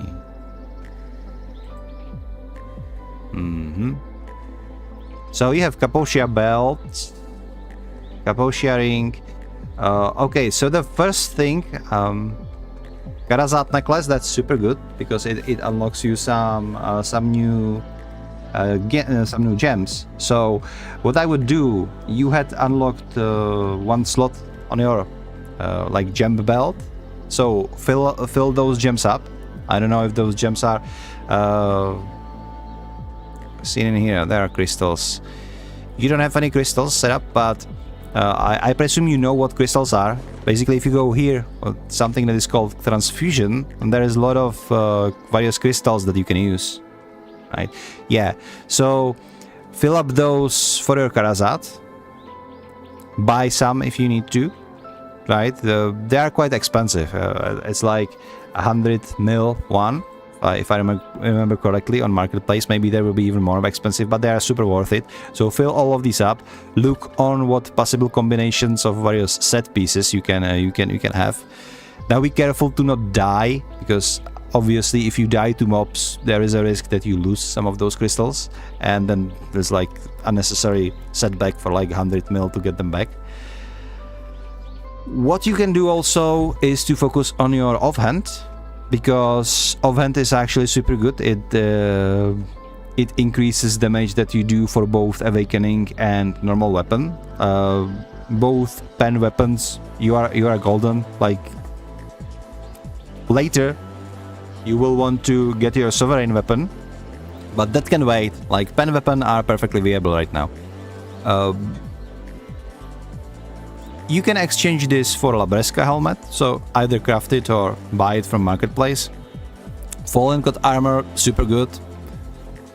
Enhance yours, you know, Cronstones, all the jazz. Gloves and boots, again, Black Star and those upgraded variants. You are a Deadeye, so I would presume, as I am having this distorted Astor ones that gives you monster damage reduction, you should probably go with the ones that give you evasion, because but please take this with a grain of salt. I'm not too familiar with the Deadeye yet. I have her only as my seasoned character, but you should go with the other shoes that gives you more evasion. Same thing with gloves, right? Evasion gloves. But just look up on some guide on Deadeye if you should go evasion or damage resistant route. I think damage resistant is like super good overall, but still classes that are having bonuses to evasion are still better off with evasion. What you should really work on should be these accessories, because Capoccia is really good for starters, but you need to... this is where your huge spikes in AP comes from, and accuracy as well. So like this duo Capoccia ring, it should be something that you should be replacing ASAP for something better, right? Even if it's another pen Capoccia ring, if you're able to grab that. So yeah, if you pen this, it will be better, but still, Capoccia rings are not top tier, right? If you exchange this for Tungrat or something like this, you will be better off, but if you are willing to wait, then just wait for your Karazat, or just buy Debo, you know, dead Debo, use those, and then exchange them from Karazat when you're ready. Karazat is super good, and Karazat is basically what you should aim for, right? So that would be my advice. Same with earrings, right? Pen Capoccia earrings again. Capoccia is like somewhere between dead and tree, compared to quote-unquote real accessories, meaning like Tungrat, Disto, etc. Farm best silver, I mean, it is usually the less stressful route is to just farm silver, sell everything, and then buy the gear that you need. But if you go through this route that you are buying everything and you're not enhancing, you need to count with the fact that you need to wait for other people to enhance it and put it on the marketplace. There usually are those things on the marketplace, but it costs some silver, so it will take you a while. If you are enhancing yourself, then it's like high risk, high reward, right? You might just blow everything up, or you might enhance something actually and get it done much quicker. So it's up on you to consider if you prefer the methodic approach of just farming silver and get those things for yourself, or if you prefer the system of I will try to enhance my own gear with the risk that I might just blow it up and not see that upgrade. It's up to you. If you don't mind enhancing, then sure, do the enhancing. Enhancing of the accessories is like the worst. Even though Karazat is no longer blowing up, so if you go enhancing road, get Karazat as fast as possible and start enhancing those. You should exchange this helmet for Labreska helmet, meaning take this to pen and then exchange it for Alabresca. I think for that you need this to be enhanced to pen and has it like at level 20 Kafra stones. Or just enhance Black Star to pen and again enhance it to Labresca. Same with boots, same with back gloves. Deboreka accessories, yeah, those spots are hell. you cannot farm those. Just start with Karazat from level 1.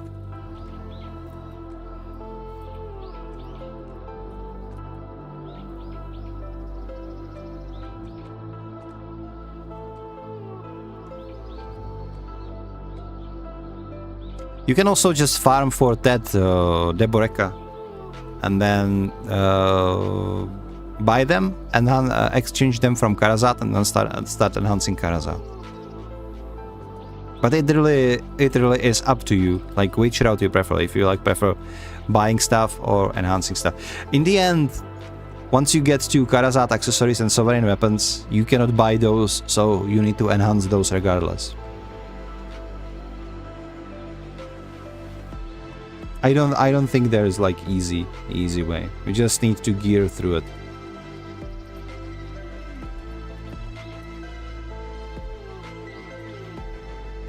But like, what do I know? I'm just a guy who's recently discovered Honglim's base, and it's just farming there.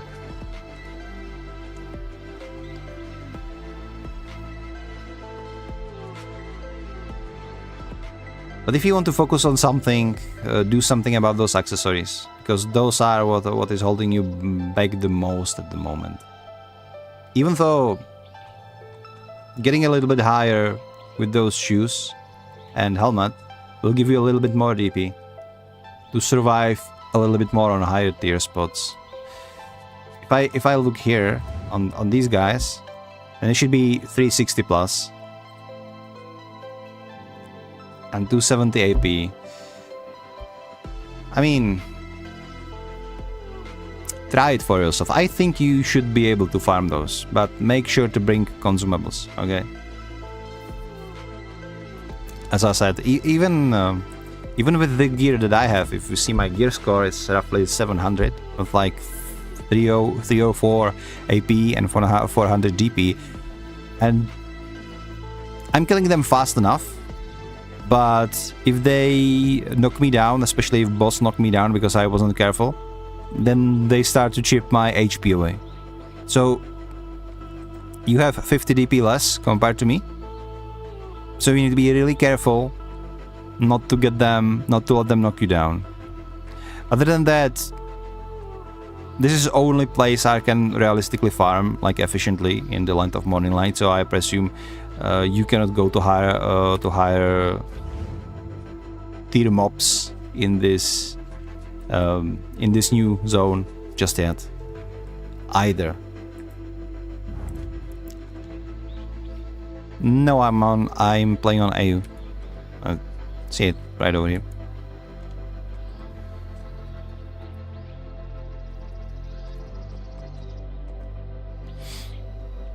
Pen boss gear. Okay, which boss gear you mean?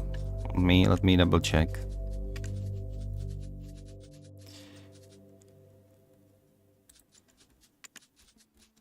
Okay, don't buy this. If you want to buy something, just save up and go for one of the Aventurer shoes. Right, they are more costly, but even like level 2 will be super good compared to classical boss gear. And then you can start enhancing them and work on them even further. And it will help you a lot in terms of your DP. But just as I said before, make sure if you should buy DP ones or evasion ones on your class.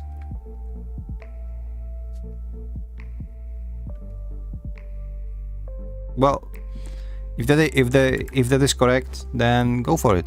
Yeah, but just aim for those other shoes. in Labreska helmet, etc.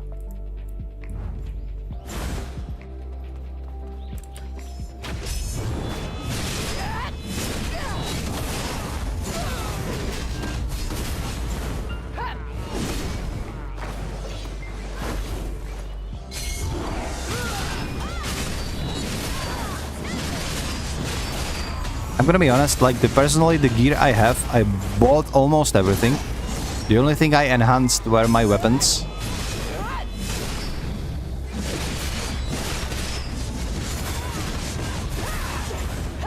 Because I bought like that black star things and then I enhanced them to pen. But it's like a year ago, so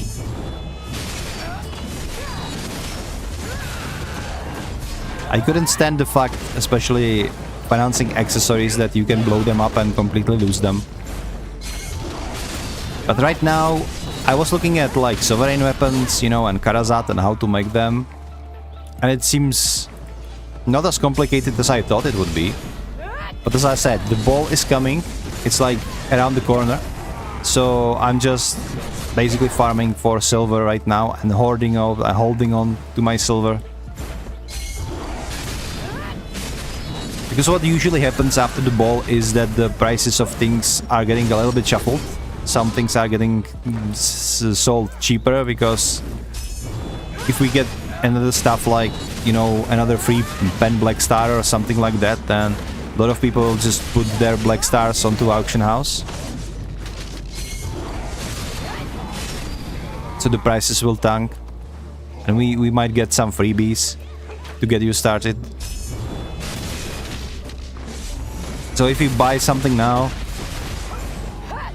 it might bite you in the ass. You know, I've learned this the hard way because at the time I bought like a TED Dungrat, so about like 2 or 3 years ago, I don't even remember. And then the ball came, and they announced that we will get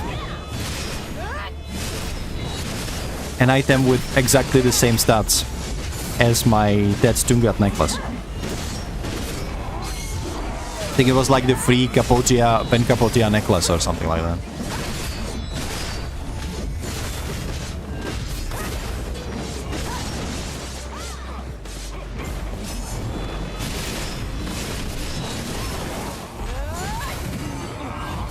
What are your thoughts on Deadeye, by the way? Because I personally cannot get into flow with her as I'm farming, but as I said, it's just my low-level seasoned character at the moment, so I didn't get too far. I'm just farming at Polyforest and Farus right now, but it's just all over the place. However, I recently put together my infinity pots, which made everything like smoother. If you don't have your infinity pots, just that is what you should be farming, because they are incredibly useful. Now the health pots is like no-brainer, right? It just keeps you alive. But the mana pots helps immensely because you will no longer run out of mana, so you can spam all of your strongest attack without the need of those like fillers to get the mana points back, which is game changer for some of the classes.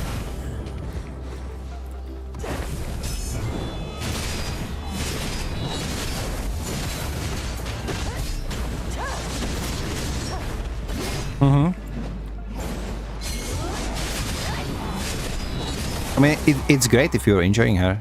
I'm just saying that as like a Guardian player and Striker player, playing class like Archer or Deadeye for me feels incredibly counterintuitive. Because as like a Striker, you just want to get into their face, right? But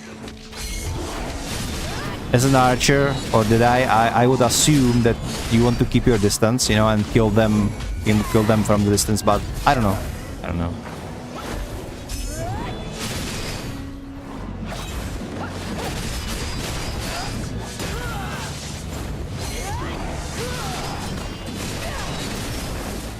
What I absolutely love about Deadeye is her blocking animation. You like hit Q and she just summons a wall and hides behind the wall. I think that's like so cool. It's just a cowgirl and her imaginary wall. I just love it.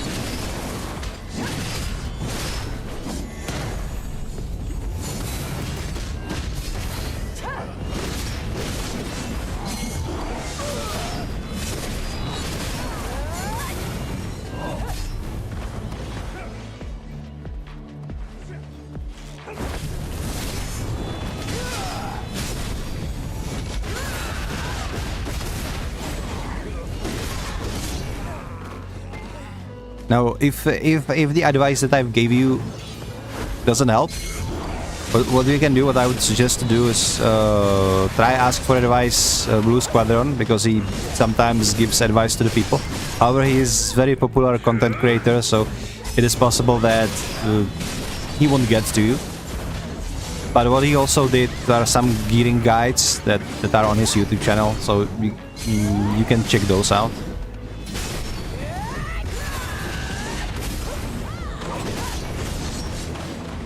Most counterintuitive. Ah, I see. He helped out, yeah. I think the most counterintuitive about gearing in this game is the part about the brackets, right? Because there are certain brackets that are increasing slowly, and depending on the mobs and their DP level, you need to be over a certain bracket to do considerable amount of damage. However, when you are at that bracket, then more AP doesn't help you that much, so you should focus more on things like crit strike, accuracy, these sort of things. And it can get very confusing. Even though with like Karazat and Sovereign weapons, they really streamlined this, so it is not as confusing as it used to be. Because before Karazat, you essentially had a choice. Well, before Deboreka, I should rather say, you had a choice if you go like Tungrat for full AP or something else that gave you more accuracy or more critical strike. Nowadays it's a little bit cheaper, but you still can min-max with your crystals.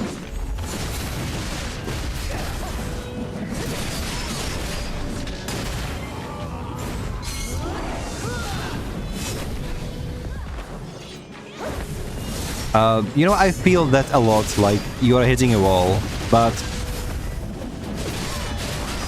you must not look at it at a face value. You need to look at the fact at like where you have been grinding like 2 months ago, where you can efficiently grinding right now, right? And that's when you realize that you are just making progress. So what you need to do is just, you know, go to the spot that you can handle, grind, get your silver, get your materials, enhance, get a little bit better, a little bit stronger. Then like in a month, in 2 months, you realize that you can actually tackle the mobs that were scary before. Which is like, I think I grinded on Hex Sanctuary Elvia Realm a couple of days ago. And that place would be impossible for me like half a year ago. And when I'm saying half a year ago, realistically it's like 3 months of progress, because I haven't been playing for the last quarter of a year. So that's why I'm on all Elvia Realms, right? A returning player and all that jazz. But that progress is there. Whenever you're playing actively and like using your silver, using your enhancement items, etc., you are slowly making that progress. People often say that like the 7 line is not like a sprint, it's a marathon, and that is self-explanatory, because it really is. And even if you're doing stuff like, you know, taking it chill, training horses, doing life skilling, fishing, getting the silver, that silver will get you to better gear, and that better gear will get you to better grinding spots. And that's when the progression starts making sense.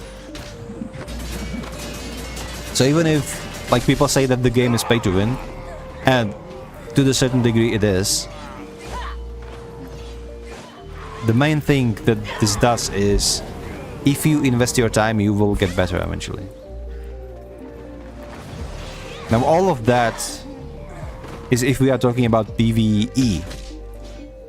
PvP is another can of worms that I would not like to open because I'm not PvPer myself. And the PvP is more about like getting good, know all the classes, know what they do, know their like front guards, know their what they all do, what their movement possibilities are, who can grab, who can block.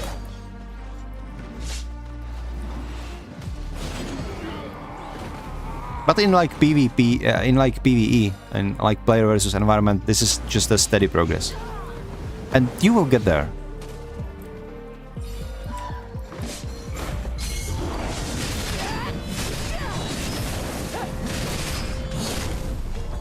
Pay for progress since you can go fast. I mean, the game is... Oh, I got the crystal. Ah, nice.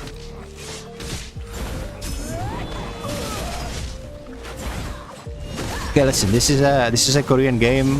In Korea, it is normal. Like Korean MMO players, like they're absolute degenerates. They revere people who put in the most money into the game. So this is just like coded in their nature. So if you want to play this game, you need to accept that somebody who bought their tent and bought their costumes will progress a little bit faster than you. Or you can just buy your costumes as well. Most people that play on like the Western servers, meaning like EU and US, we usually buy a tent, we usually buy like a costume that we like, and that's essentially all you need. Maybe you will buy some weight eventually. So it is some investment in the long term. But if you look, like there is this pay-to-win king like Hercules, like he made some ripples in content creation. I think it was like a year back when he just went in and spent like hundreds and hundreds of dollars for the game.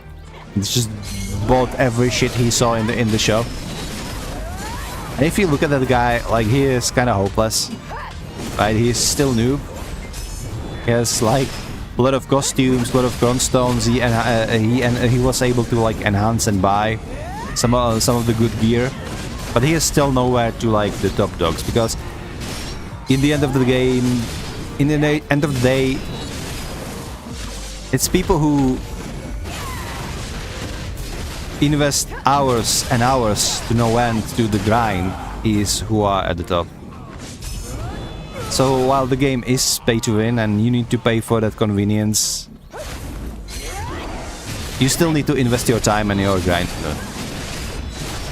And considering the grind in this game is the combat, and combat is great,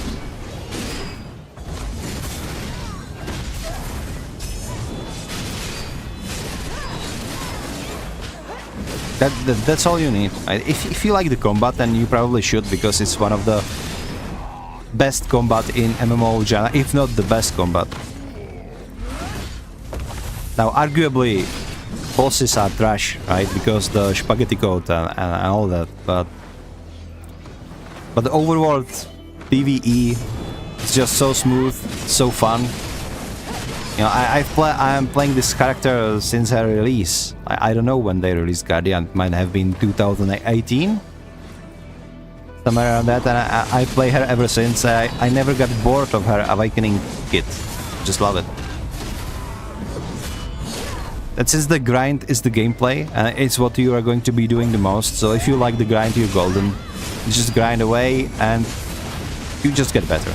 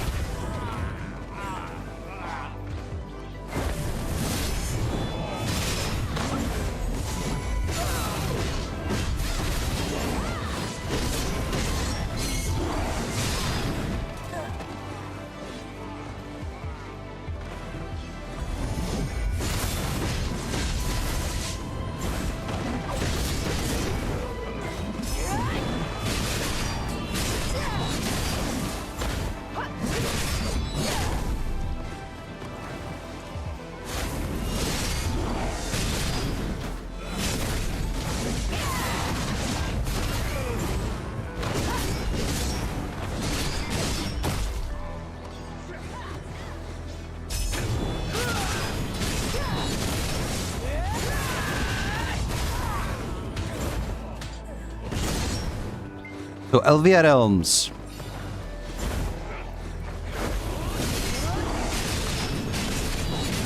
Elvia Realms are interesting. Like if you are looking up the guide, you probably already know how to get there. Basically, you use that portal switch that is on top of the screen, like where you're like next to the daily rewards and stuff. Then you can go to various monster zones where the monsters are a little bit hard. No, not a little bit, a lot harder, because usually when it started, it was around the Balenos, around the Serendia, and it was like level 25 mobs, and suddenly they are like killers, right?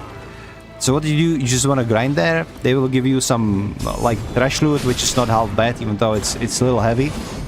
But yeah, that 7 mil per hour, you need to take it with a grain of salt, because those guides will tell you like, yeah, you will like make so much money, but what you actually need to do is you need to traverse multiple grinding spots, because in each of those grinding spots you are getting parts for what we I think they are called like cups or something, but it essentially is other parts that you combine together to create enhancement for various accessories. I think like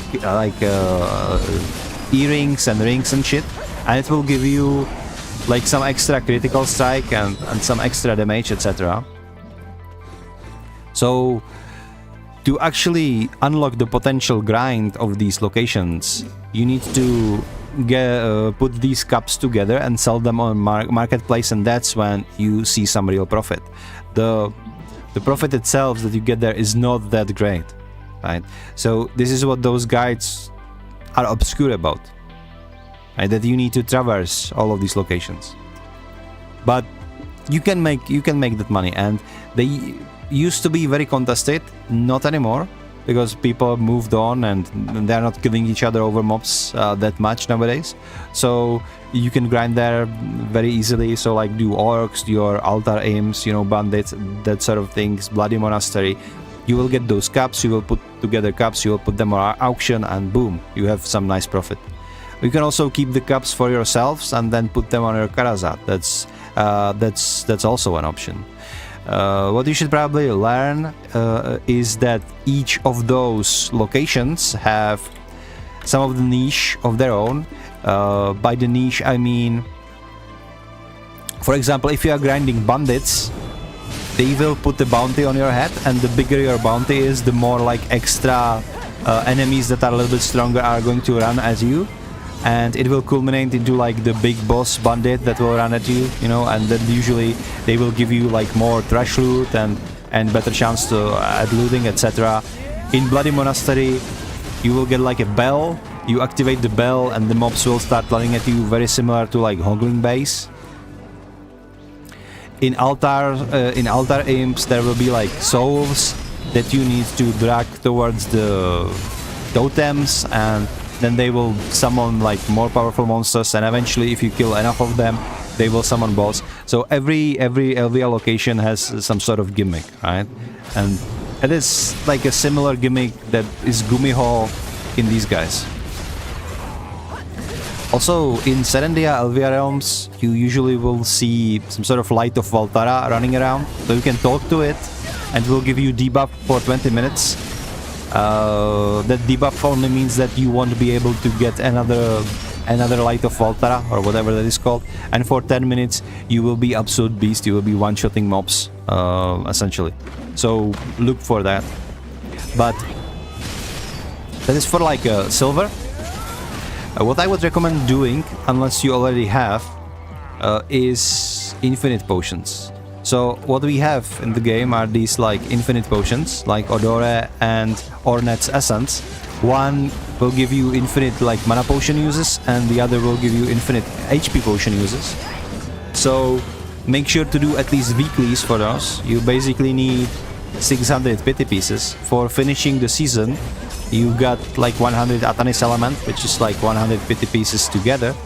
What you can do is like traverse 6 various grinding zones for a weekly quest, and each of those grinding zones will give you 5 pity pieces of different kind. On Black Desert Foundry, there is a very comprehensive guide on how to exactly put those together. and especially what you need. So unless you do have your infinite potions, I would recommend focusing on that, because those are incredibly helpful. Yo, you do your weekly. That's perfect. Okay. Okay, work on that, because like Infinity Potion is one of the most valuable item in the game.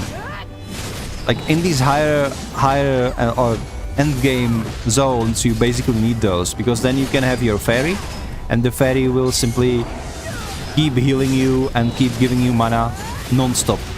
It is very, very helpful.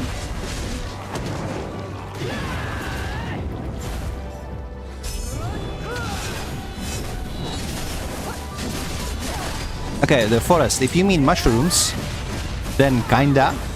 Yes and no. Mushrooms are good because they have like high density, so you kill a lot of mobs, meaning you have more chances to get those Atani elements. But you can also go farm Nagas or Fogans into the desert. Mirumox. Yeah. Yeah, I can see that. Mirumox aren't bad, but they are lower density mobs. I would say that if you would go to Polyforest, you would be grinding for those Satanist pieces faster. If you would go to the Traitor's Cave, like where they're like those traitor, those are all of them are like very low silver per hour spots. Right? They are there because you want to either level up quickly or you want to get those Satanist elements pieces.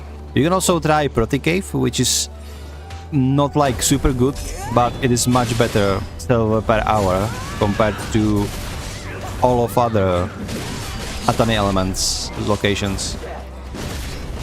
And the disadvantage of Proti Cave is that you need a bow or you need to swim for like 20 minutes to the cave. It's called Proti Cave. They're like those fish people. You have like your daily quest there, you have even shop there, so you can sell their loot.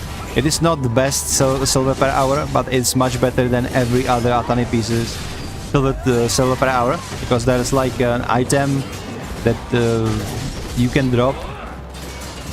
That item is used as a component to create some frenzied rods, which means more AP in combat, and you can sell those pieces for like 3.5 million on marketplace to other players, and you can drop a couple of them per like a grinding session, so it's like some extra, I don't know, 15 mil, which is like pocket change on the one hand. On the other hand,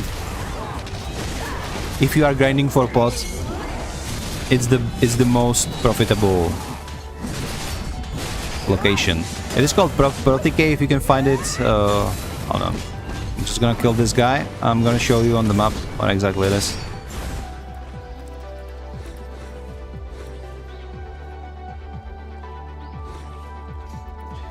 So here is Velia, right? So the Proti Cave is, there is a Kron Castle, and Proti Cave is right here. And so you need to swim to this island, and then there is like literally there is a cave full of fish people, and you're just killing those fish people, and you are getting some keys that open Sikraya underwater ruins, so that can be sold, even though people are not going to grind there as much as they used to. You can, if I look this, you can get this, which is Abyssal Essence, which is it's 4 million on EU. I don't know what on US the price is, but I would say it will be roughly around 3.5 million or 400 or 4 million per piece. You can sell these keys to the Sikria underwater ruins as well. You can also get like Spectre Energy. You can see the Atanis elements. You can drop there as well. And these Tungat Ring, what? I didn't even know they added that. But even this Coral Rainbow Ring can give you some silver.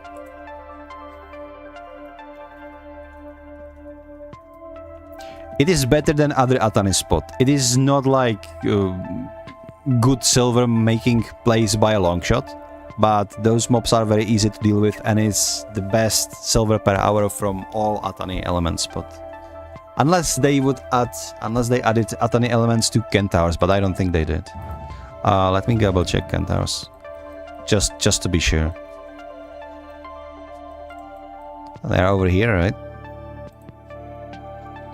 Yeah, Kentaurs are not having Katanis element. So yeah, Proti Cave is the most profitable from Atanis elements pieces. It has Tunga rings, yeah, but I never seen one there personally. So maybe they added those recently, or maybe they are really low in terms of drop rate.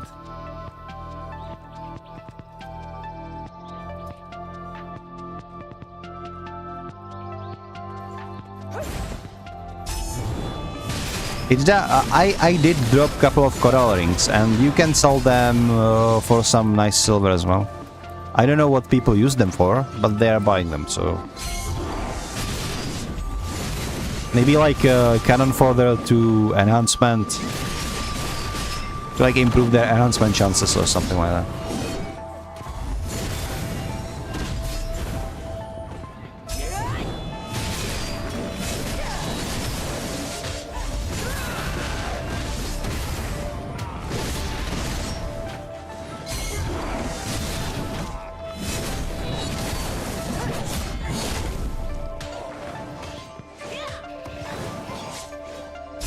I think you can also use melted accessories to access like Deboreka Lantern, but I wouldn't know because I never tried Debo. Well... Miho. Look at her. She's so cute.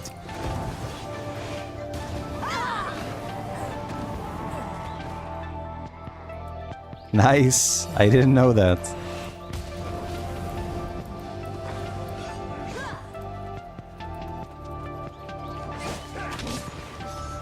Well, at some aspects you are more knowledgeable than me about the game. I know next to nothing about Karazad because, as I said, I'm just hoarding silver, and I will look into all that new stuff after the ball, essentially. Because right now I have so many things that I want to do. I just want to farm silver. I have some life skilling that I still want to do. I also need to finish some quests because I didn't even see the soul yet.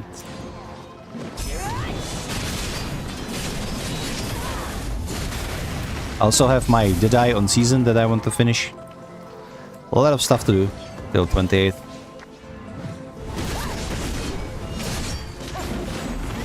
But I discovered Gumiho yesterday and I fell in love with that fox. Because she's just amazing.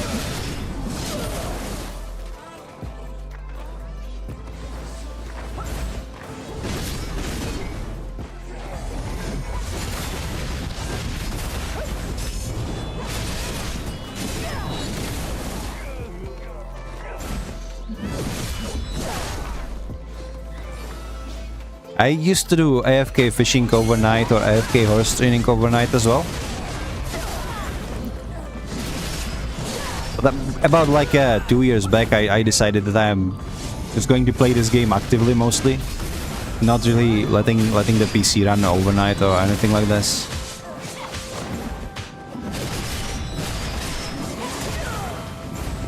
It's just a personal preference, not that there would be something wrong with it or anything, but like... Especially since recently, even in our country, that it's like in Central Europe. But even here, the summer started to be incredibly hot. So like letting the PC cool down overnight. Not that I would have like overheating or anything. I have quite a decent rig, but still.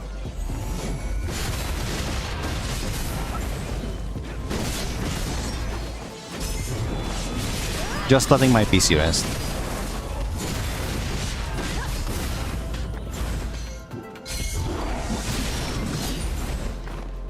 So Shy. Shy is weird. Shy is probably the most hated class for whatever reason, but it's also people need her for some group content. Even though they're just nerfed her recently somehow, so it's like very confusing what is happening. But still, people need her for her debuffs and that sort of things.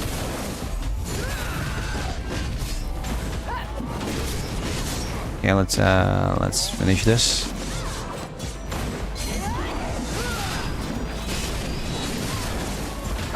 Swords, I like swords, especially awakening swords. I love the sight aesthetic, and generally that class aesthetic is my favorite. And if I was more diligent in my play and got my infinite potion back in the day, I would probably be maining swords today, because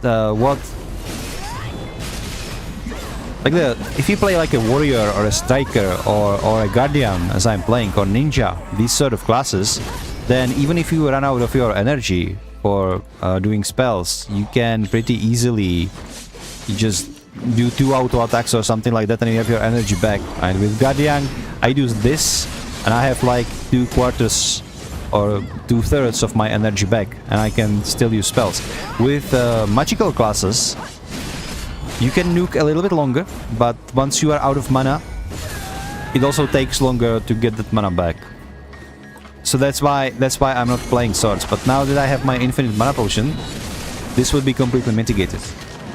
But I didn't know that, so I fell in love with my guardian. But like, swords is very nice class to have to play.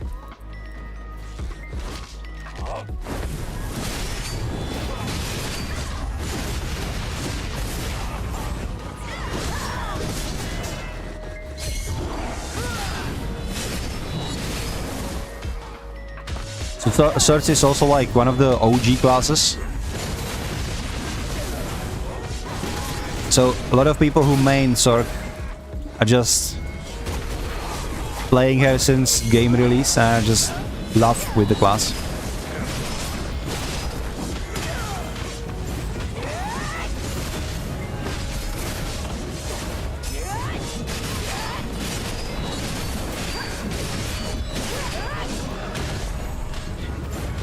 So you mentioned tagging characters. That's like super handy. I personally have my 2 mains, like my Guardian and my Striker, attacked, and they recently absolutely nerfed the cost for tagging. It costs like 16 Marne fuel, which is like,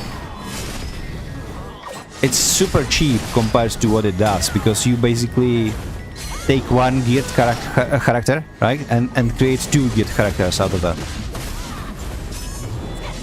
And it's so powerful, and it costs next to nothing nowadays, because 16 Marne fuel, I don't know what it is. It's like 16 mil or 160 mil, I don't know. It's 10 mil per 1 Marne fuel, I would assume. And the amount of value you get out of that, it's like, if you do not have your character stacked, well, obviously if you are beginning and this is your first character, then it's something else. But if you're a like veteran player and you played for a while, and your character roster looks like something like this, so if you do not have your like main alt stacked, you are losing out. Because it's not only about having gear on both of those characters and being able to like tackle different scenarios. It's also about sharing experience, because if you have your character stacked, whenever you gain XP, you are transferring that XP to your secondary character, so you're basically gaining double the XP, and both combat and skill XP.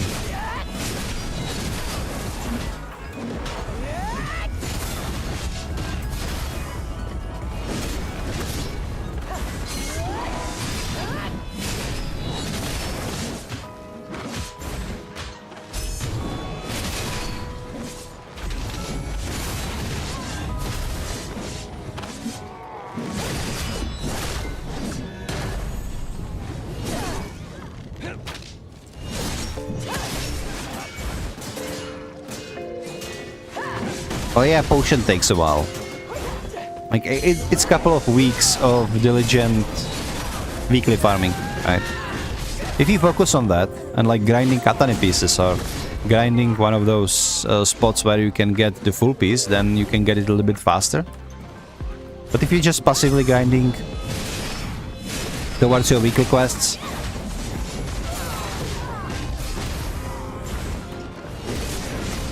and it's about 20 weeks, a little bit less. I think your 100 from the season will cut time by a lot.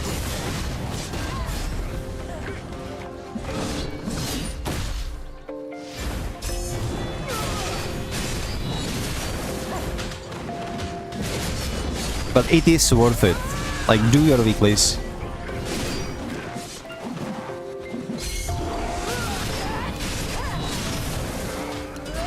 Because those potions, they are worth it.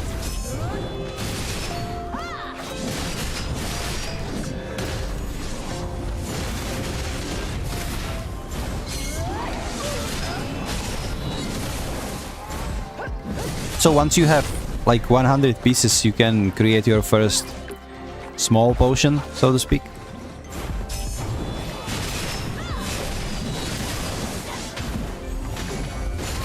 Which doesn't heal or recover mana as much as the big one, but it does recover mana and it's unlimited, and then you can use it as a substitute for a treasure piece later.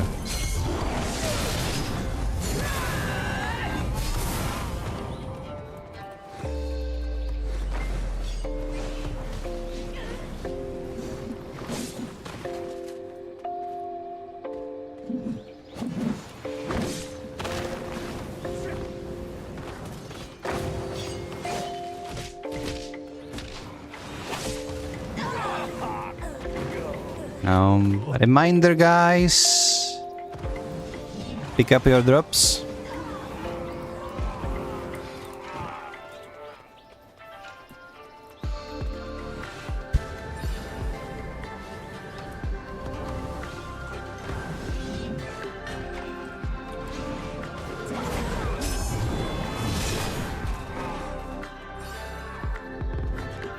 So I hope you are picking up your daily drops if you are watching streamers. They are super helpful. It's like if you are watching streamer for 2 hours per day, it doesn't matter if it's me, if it's Blue, if it's anybody. You just need to watch 2 hours of video, and then you will get a drop. And those drops are being stacked on your account, and then you go to your account on your website, and you choose which region. So in your case, you will choose the US. And then those drops are going to be sent to your mailbox within the game, like right here.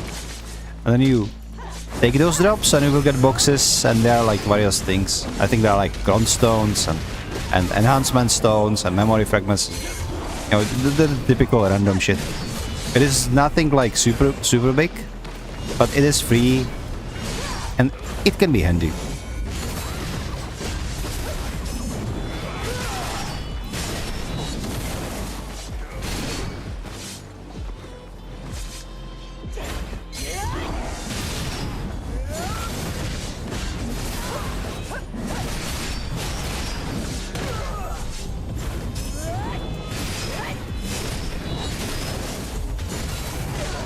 What? Hey, I got enhancements. Nice. 540 mil. I think we might be selling this one. Actually, I'm so tempted to sell it, but I will probably just keep it for enhancing Karazat and Sovereign later. You know, if I decided to be video streamer, I should probably stop just buying shit and start also enhancing something. It doesn't look good if I'm just buying shit from marketplace side.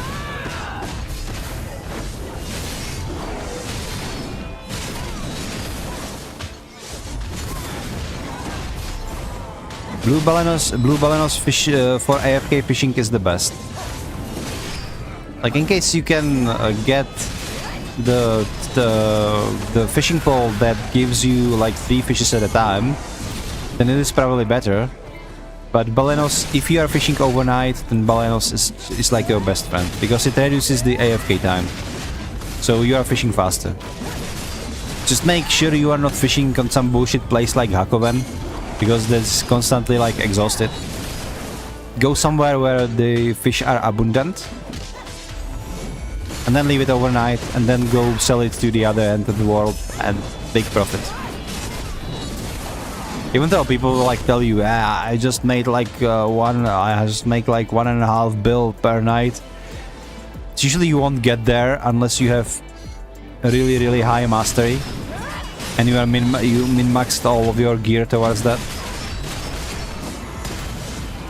But still, you can get some nice money. Like yesterday, I took afternoon nap for like 4 hours. I came back, took my fishes, brought them over to the land of the morning light, and from like 4 fishes I got 25 million. And now obviously I also got a lot of those event fish that you have over here that you can exchange for various other stuff, so that's also valuable.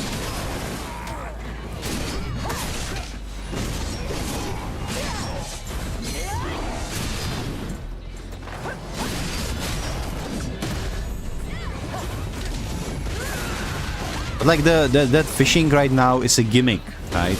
People who have high mastery and life skills, you know, high fishing level, they can make this like a huge amount of silver. But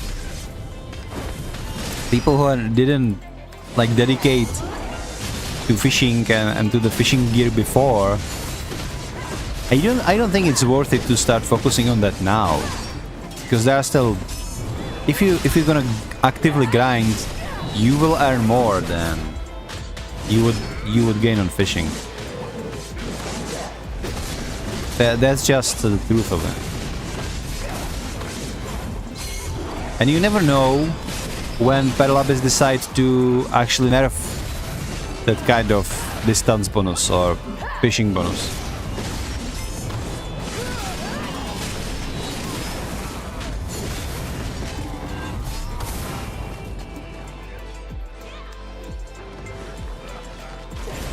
I mean, I'm not saying it's bad.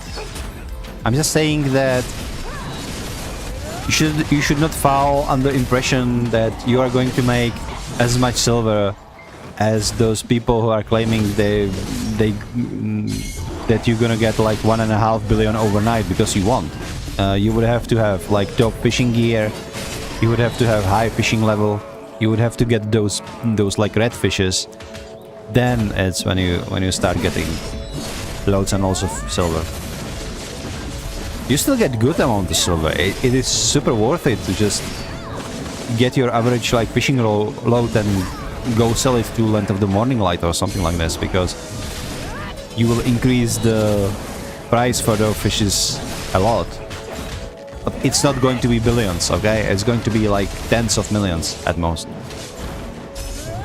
Which is still good for not doing anything, don't take me wrong.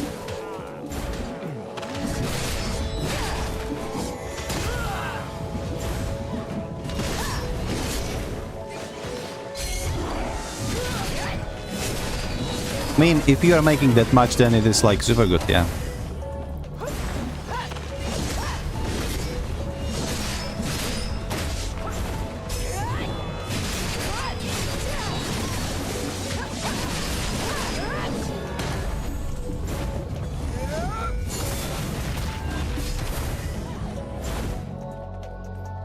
It always cuts down to how many redfish you caught. If you don't catch a single redfish like I usually don't, because I don't have that high mastery, then it's going to be like tens of millions at most, which is like still fine. Okay, I need to put this on my horsey and we can continue. Still have one Gumiho incoming.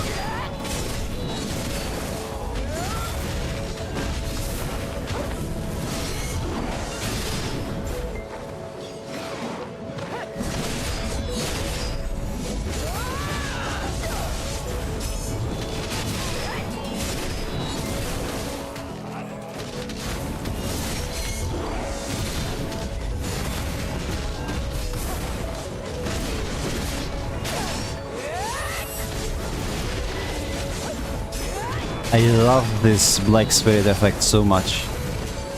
Your Guardian, like, literally she turns into Labreska and just dunks down on enemies. It does tons of damage.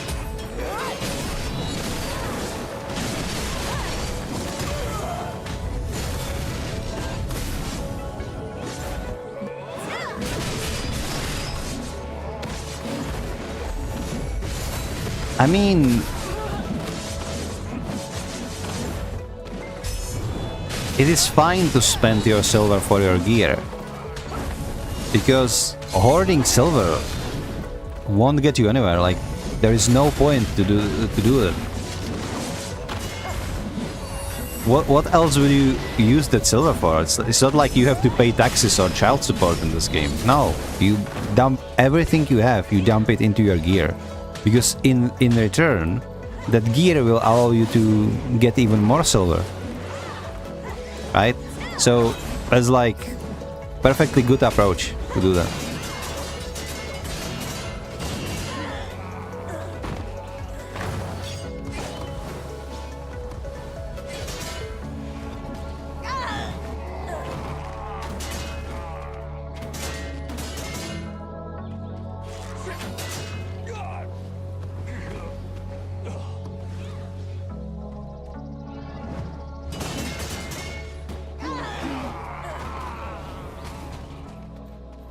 What do you mean crowns are on pre-order? You can sell crowns on marketplace? It's bullshit, no? He was just bullshitting you. I don't think you can sell crown stones on marketplace. Like, can you? Oh, hold on. Crown stone. Yeah. Bullshit. Maybe he meant crown meal. Yeah, but people just love their trolling, right? It's nothing, not much you can do about that.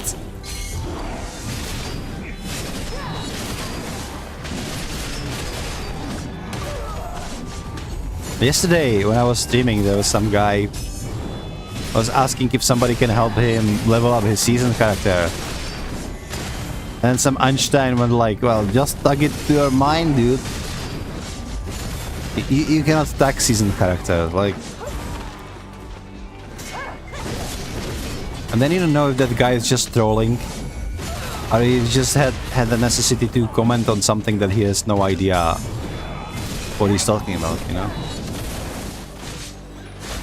Like, no disrespect. I love community in this game. The community... Like, you said that you started playing recently, right?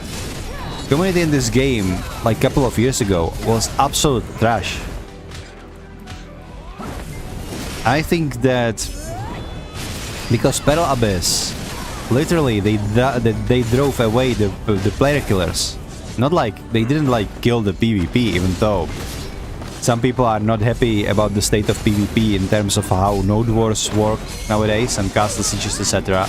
That it used to be better. But what I'm talking about is like world PvP. Another crystal! Nice! Sorry, I will finish the thought. So...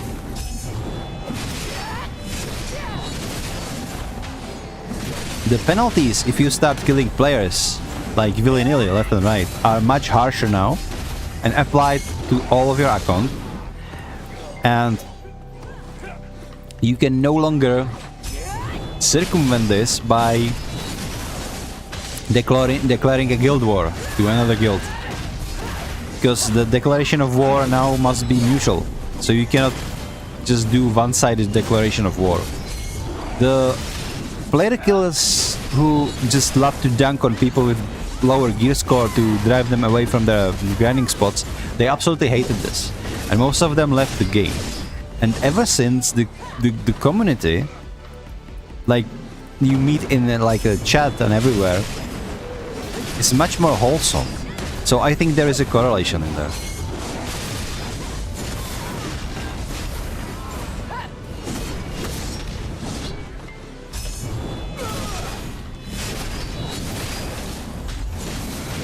I used to play League of Legends as well. Old school RuneScape not so much. I tried RuneScape 3, but about 2 years back. Didn't like it very much. mostly because everything was locked against the paintball. And when I realized that, like, if you want to pay subscription from RuneScape, it's more expensive than World of Warcraft, and I was like, what the fuck? What are you doing, Jigex? So nothing against RuneScape, I think it's a good game. I just don't think it is worth it for me to pay such an expensive subscription. And like, the RuneScape 3 is immensely like pay to win. On school RuneScape, I hear it's better. But after my experience with RuneScape 3, I didn't really get into it. World of Warcraft I play a lot. And by a lot I mean like unhealthy amount. We were raiding like crazy since Dragonflight came out. Basically, the only expansion I missed in World of Warcraft was Shadowlands, because nobody liked Shadowlands. Right? As for League of Legends, I played that game so hard, and I was raging so hard. I had to quit 2 years ago, because it literally impacted my real life. I was angry at everybody. I was demolishing the shit in my apartment, like the cupboards and plates and everything. I was yelling sometimes, and it was mean so hard that even my cats were scared of me. So I quit League of Legends, and ever since I am like a better person. It was bad. And I admire people who can play League of Legends and stay calm. Yeah, it's unhealthy game if you have anger issues. And I literally... I gotta give League of Legends one thing. Like, nothing ever infuriated me as much as that game. To the point where I can now keep calm composure even in like business. I was working for a long time like a methodologist, you know, analyst and consultant for various IT companies. And even the biggest asshole that you can meet, if it is like a customer or like anything like that, that you are leading consultation, or you have a customer that is absolute dog shit to you, I was usually calm, because the amount of like infuriation that League of Legends took me throughout the course of years, because I have been playing League of Legends since like 2013 or 2014. No, sooner. I don't know when the League released, but I was playing like 1 year after the release, so ever since. And the amount of like rage that game managed to induce in me, especially in ranked matches. Not even the most asshole customer that I've ever consulted with could reach that. So like, that's, I would say, quote unquote, good thing about League of Legends. Everything else was just impacting my life in very, very poor way. And ironically enough, ever since I quit, I am much calmer person, much more composed person. Or at least, I think and I hope so.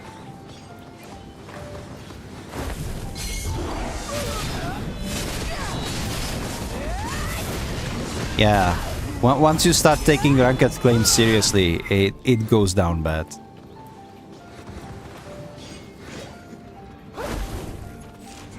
And like the worst part about like quitting was the fact that you had to admit to yourself that the game is really the catalyst that impacts your life that much, and that you're essentially losing to the game, not in a matter of sense like you would be losing a rank, but in a matter of sense that you are losing against the game because you cannot keep calm despite like trying, you know. And it was like chat ban for 14 days, you know, left and right, because I was constantly mean to people. Honor level 0, etc.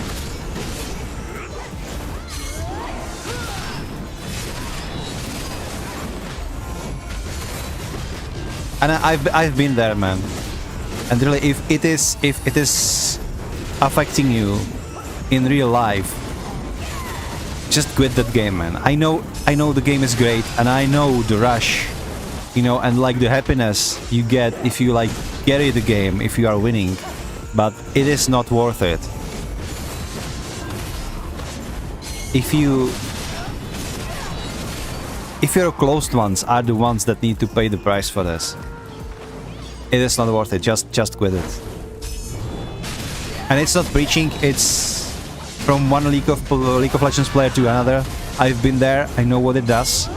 My partner and my 3 cats, they've been through a lot. Not that I would be like physically torturing cats, like I'm not that horrible person. But like the yelling and like hitting table, you know. Once I hurt my hand because I like hit something, I think it was a wall or something, like really hard. It's not worth it. Like if you gave up on rank and you're playing just normals, you know, or just funny modes, and you do not no longer have those anger issues, then like sure, it's a great game in its core. It's just it can have effects on people.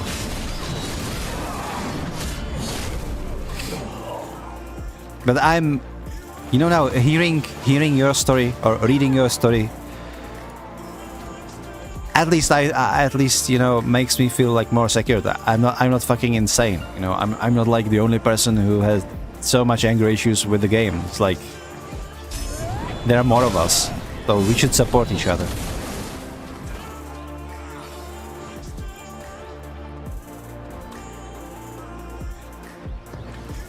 I love this song so much. It's called Zubasa, and by the way, everything we're listening is from artist called Music Shop. He's basically producing royalty-free music for streamers and content creators, so we don't have to worry. Yeah, Potion Shop is his like Black Desert Online, because he is Black Desert Online streamer as well. So Potion Shop is basically like his overall brand. But like spin-off, you can find him on YouTube, I think, under the name Music Shop, where you can find all of these tracks. I'm listening on Spotify, where I found him like under the name of Potion Shop on his own. And Zubasa, which just played. Let's listen to this once again. Wait. Okay, fuck's sake. Come on, guys. Let me change my Spotify. This one is like by far my most favorite. I don't know if it's like the slow pace, if it is the vocals that are in it, but that song just goes so hard. And it's funny that I like these kind of calm songs while grinding, because I would imagine that some people like grind to like rhythm of, I don't know, metal or Sabaton or whatever, but for me this kind of trance that literally puts you in trance kind of music works best. I don't know why that is, but like to each their own. Like we all have our own music tastes.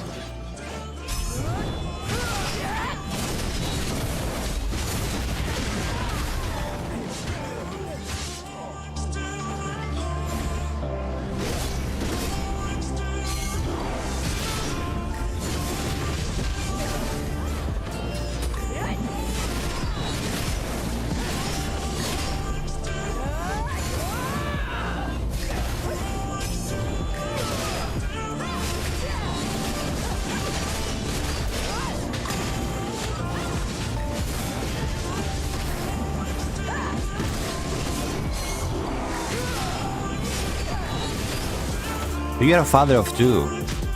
Dude. That's huge. Respect.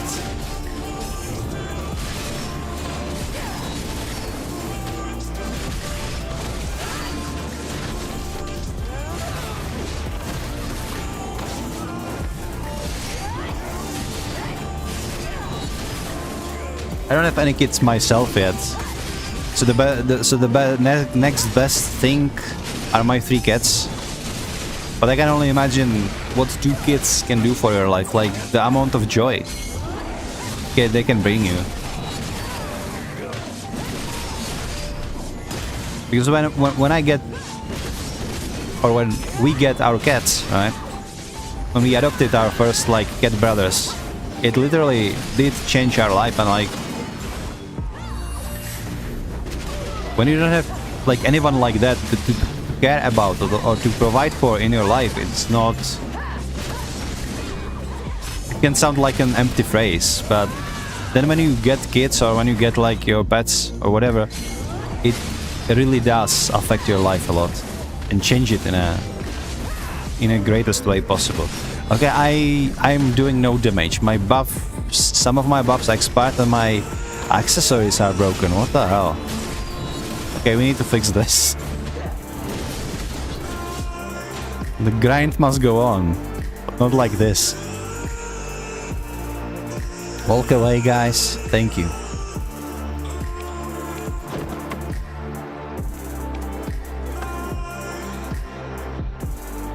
Look at that. Broken, broken, broken.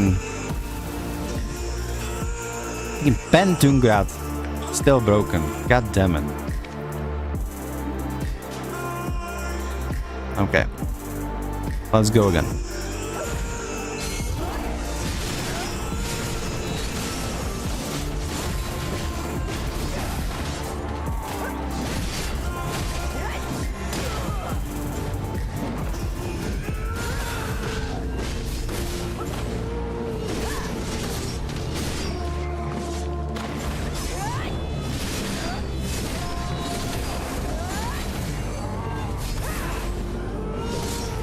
Oh, you're sailing to Broti Cave. I missed that. Yeah, go get those pieces.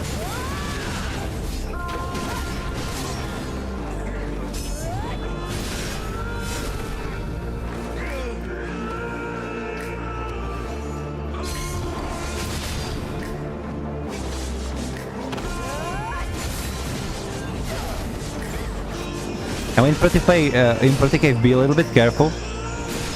Not because something would be threatening you, it's just it's a little bit confusing when you first arrive there, because that it's basically like a cave that constantly leads downwards. It's like, find a good spot where you can constantly grind and basically make your classical rotation.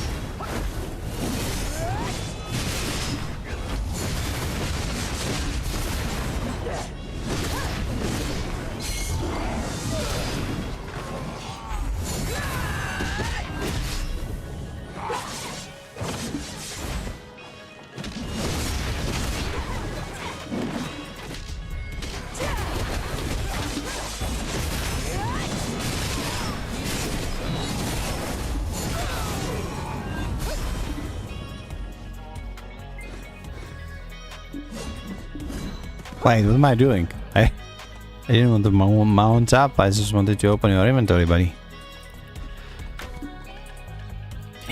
43,000. Let me take a break just for a second.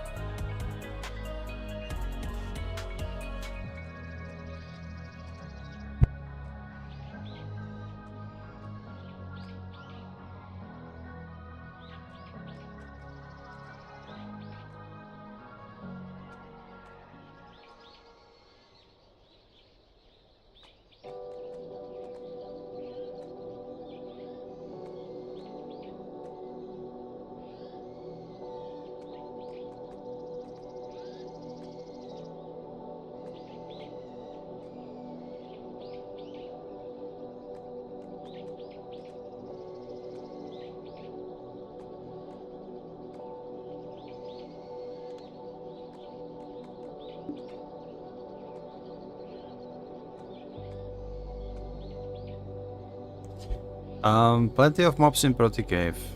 I mean, there is plenty of mobs. Depending on the gear of your character, you can also kill them rather quickly. You have like full Tuvala, you can go like kill them without worries.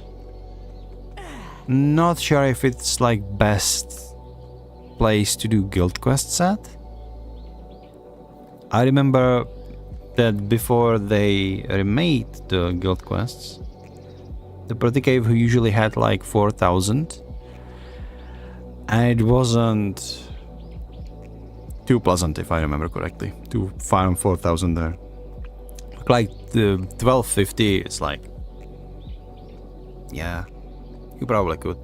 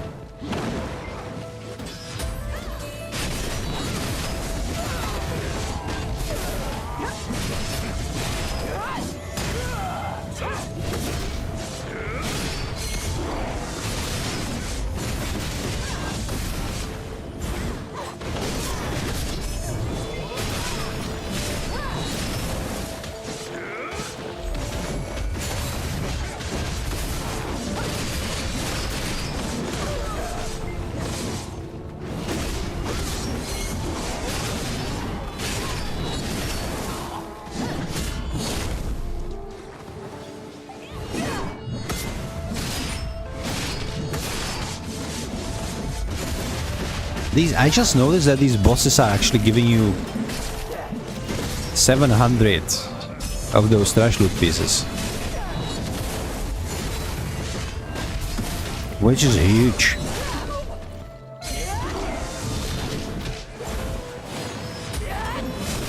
So if you think about it, just that boss alone.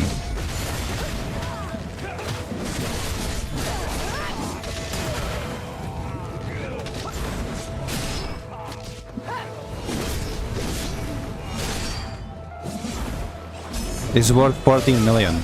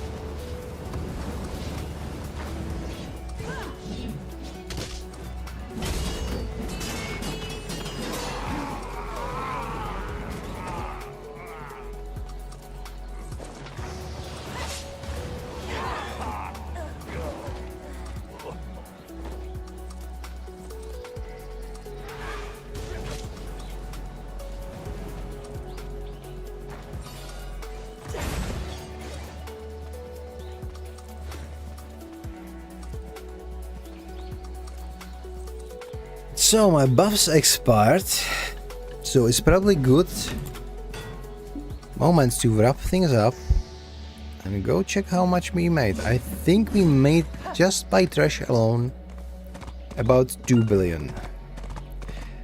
But I have been grinding here yesterday.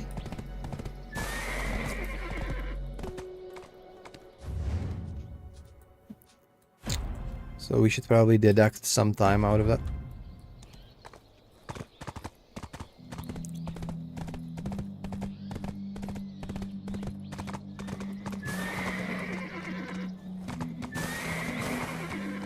Even though, didn't I, like, put some of my loot into the warehouse, though?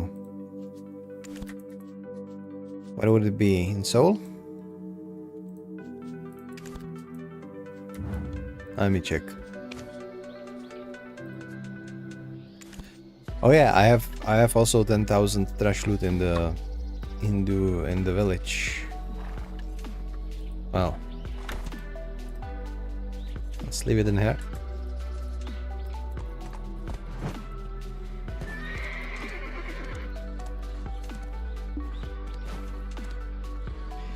So slow. Maybe all this on this wagon. Okay. We really hit it off. Could he not? So that's one bill, and the other character is going to give another bill, and we also have like 200 million in the warehouse. So it's 2 billion. It's 2.2 bill basically, just by trash loot alone. We get a lot of crystals. They are worth something. I'm probably not going to be selling them. I intend to use them when I get my cars out. But if I wanted, I could sell them, right? Also get some Kafra stones. It's a great place to just casually loot. You don't need to think at all. Just shut down your brain and go bonk some monsters.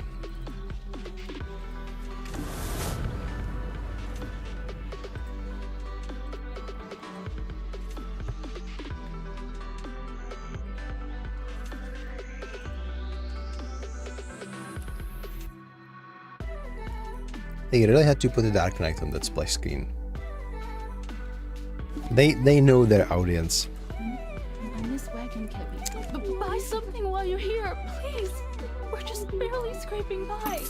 What do you mean you're barely scraping by? You just gave me 1 billion silver for some masks. Okay. I need to explore this land more. If there is one thing about Black Desert other than combat, then it's just like the beautiful landscapes. Just look around. Also, there is a corgi. Or, not corgi, it's a Shiba. Something like that. Lovely doggy. Well, we have been streaming for 4 hours, so I hope you all folks got your drops. Thank you all for watching. Thanks for being here, Tatur. Thanks for being here, Alstris. And I hope I see you in one of my next streams. Hopefully I will get to actually streaming Clair Obscure one of these days. Just couldn't today, too tired for that. Well, onwards to fix my sleeping schedule. Thanks for watching. And as usual, I will see you in one of my next streams. Bye!